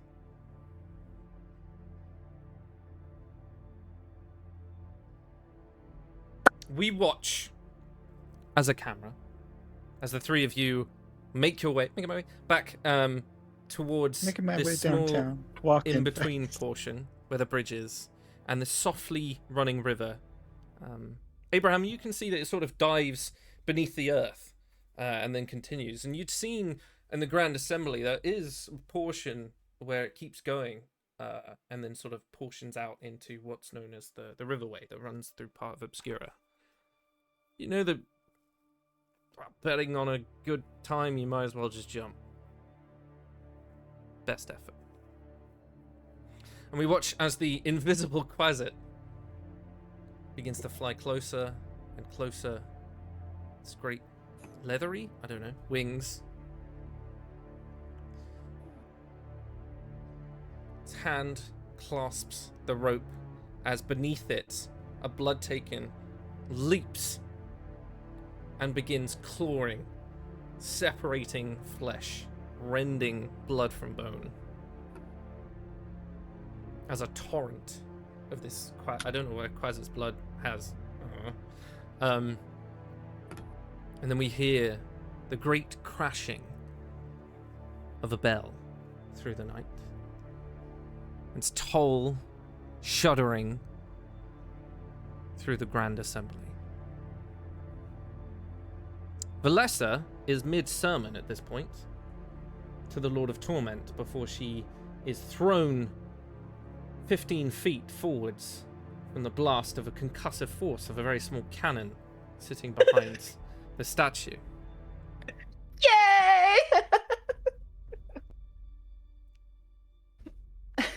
From the shadows of the rafters above our little cute boy, more blood-taken come, skin pale and cracked, eyes rimmed in red. This meant to be you guys. They fall upon tearing it from limb. Hear like a wet gurgle scream as the bell tolls again. Simply from the weight of the blood taken, ironically. If that's irony, I don't know. One by one, each of you leap. The air tearing past your ears. The water rushing to meet you. There's an impact. And then cold. Almost like a delightful cold. Sending you as the current drags you downriver. Underneath the earth. Because of D&D, you will have an absurdly long holding your breath time. Don't ask me why. It's just a weird thing.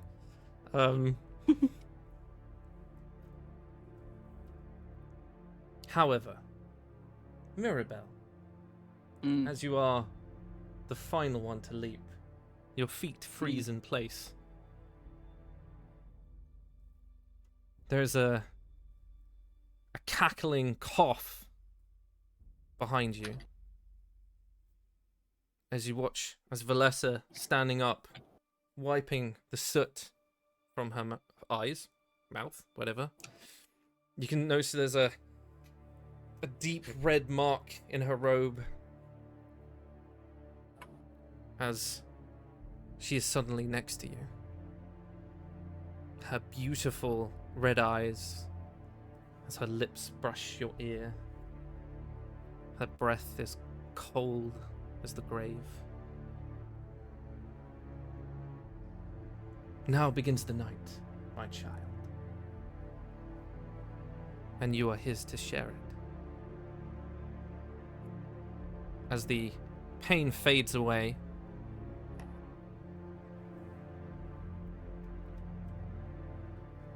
we then move to a nice contrast in relation. As somewhere in the city, in the Temple of the Trinity, a Varanorian guardian, a warrior of the god of battle, chivalry, honor, a young half-elven woman, a long braid past the back of her hair that is collected to a point of metal at the bottom. Her eyes flick up to the sound of tolling bells. And the spluttering cough of and clang of the impact of bodies hitting a nearby grate where the river touches the gardens.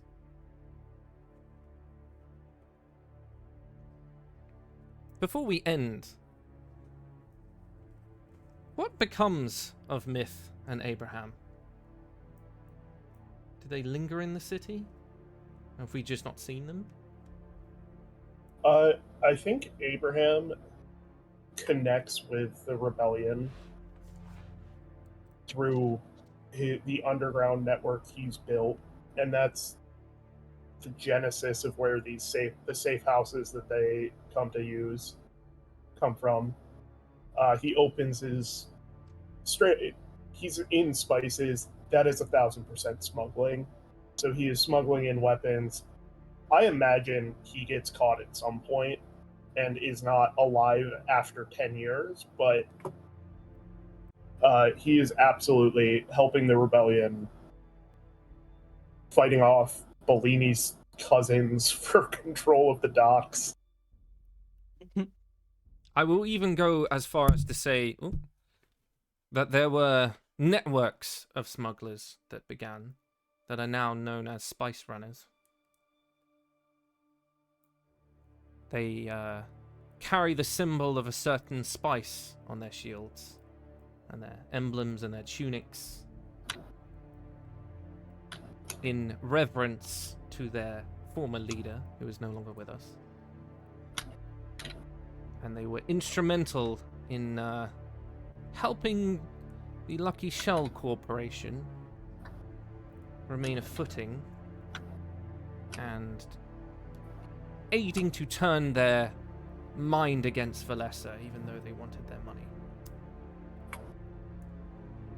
They also helped smuggle in a large portion of explosives that were requested, although is a unusual but granted, albeit necessary request sometimes, to create a new doorway in the High Temple, should they need it. What becomes of Myth, Rain? He is going to say his farewells to Abraham, and he is going to wander the plains. Okay. No specific place set in mind, All right. but he is out there somewhere, and in 10 years he'll be roughly 60 years old. I like to think that there is a gently aging, charming, slightly, Myth out there. I don't know Yeah. where he would be. That is why he's a myth. Yeah.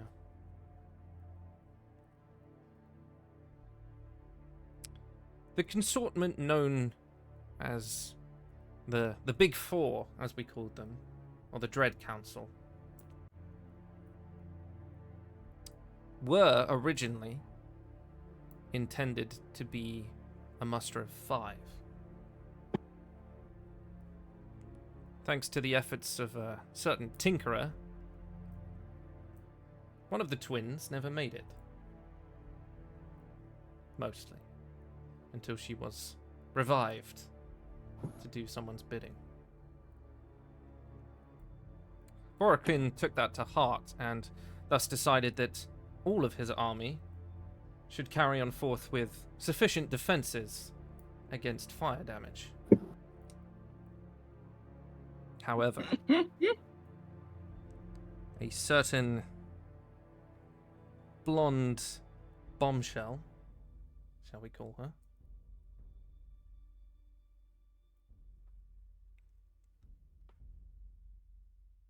Mirabelle is still alive during the events of Obscura. She has some free will to do as she pleases. She is still your character. Her alignment is now chaotic evil. She is a vampire. And at the bidding of Valessa Vaya, she was sent to import herself in a different land to encourage technology and growth within the ancient nation of Sabsathor, maybe guiding a certain hand towards conflict. We might come across her again. I don't know. I would like to suggest her name has been changed to Barbenheimer. If that's what you want, it shall be so. Yeah, when she dropped man's best friend, God, it really tore people apart. But once again, I haven't got the years down properly, but 10 years in the future is when our characters rejoin, and obviously the culmination and failure, in some regard, of Valessa's plan. Hope you guys had fun. Thank you very much for letting me do this. It was a lot of bullshit. No, it was something different. But yeah, I hope you guys had fun. You are very much welcome to think on what your characters might do, as you all survive in some regards. Should we need to return to ever come back upon them. But until then, this has been my Weirdcast, and we will catch you. Are we live next week? I'm out next week, but I think Bloom's back. I'm there. Yes.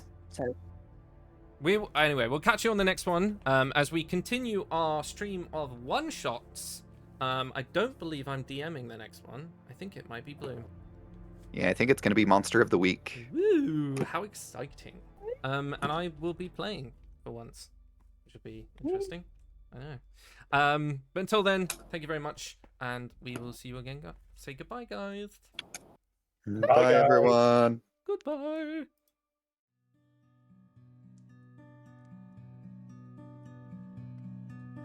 Eternity's a gift, they say, to never cross the veil. This life I try to savor, and I try to no avail. Curse that mortal brevity which has rent you from my arms. Curse this cold eternity without you to keep me warm. Your never-ending elegy is a ballad with no melody, as empty as I. Now you've passed me by. A blessing, no, a malady.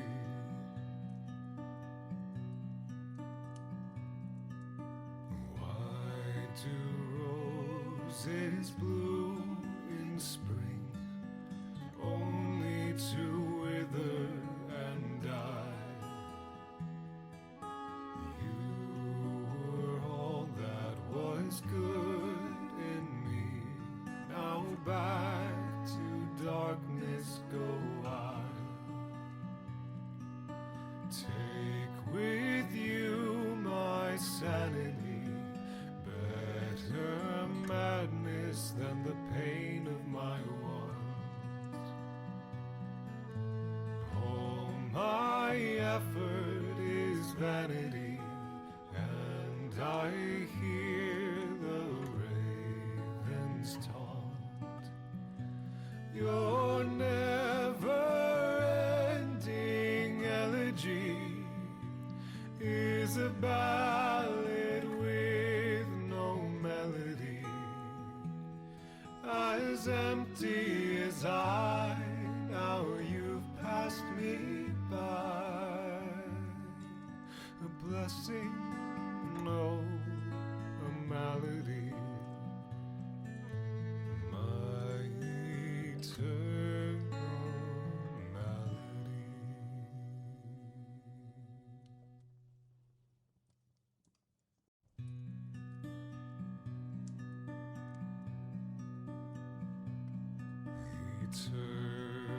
Eternity's a gift, they say, to never cross the veil. This life I try to savor, and I try to no avail. Curse that mortal brevity which has rent you from my arms.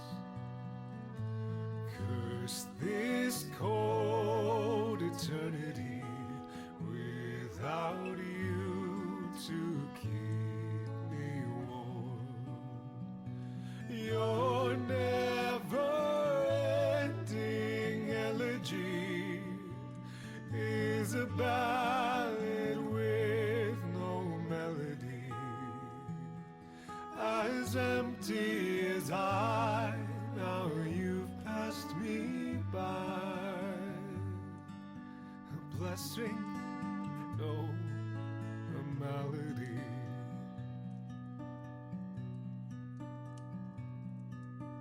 Why do roses bloom in spring,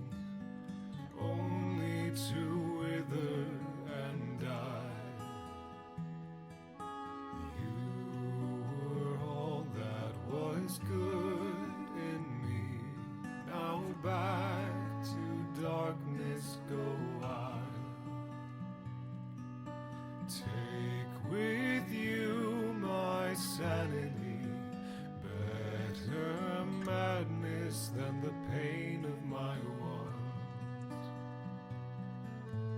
All my effort is vanity, and I hear the ravens taunt. Your never-ending elegy is a ballad with no melody, as empty as I. Now you've passed me by. A blessing, no, a malady. My eternal malady.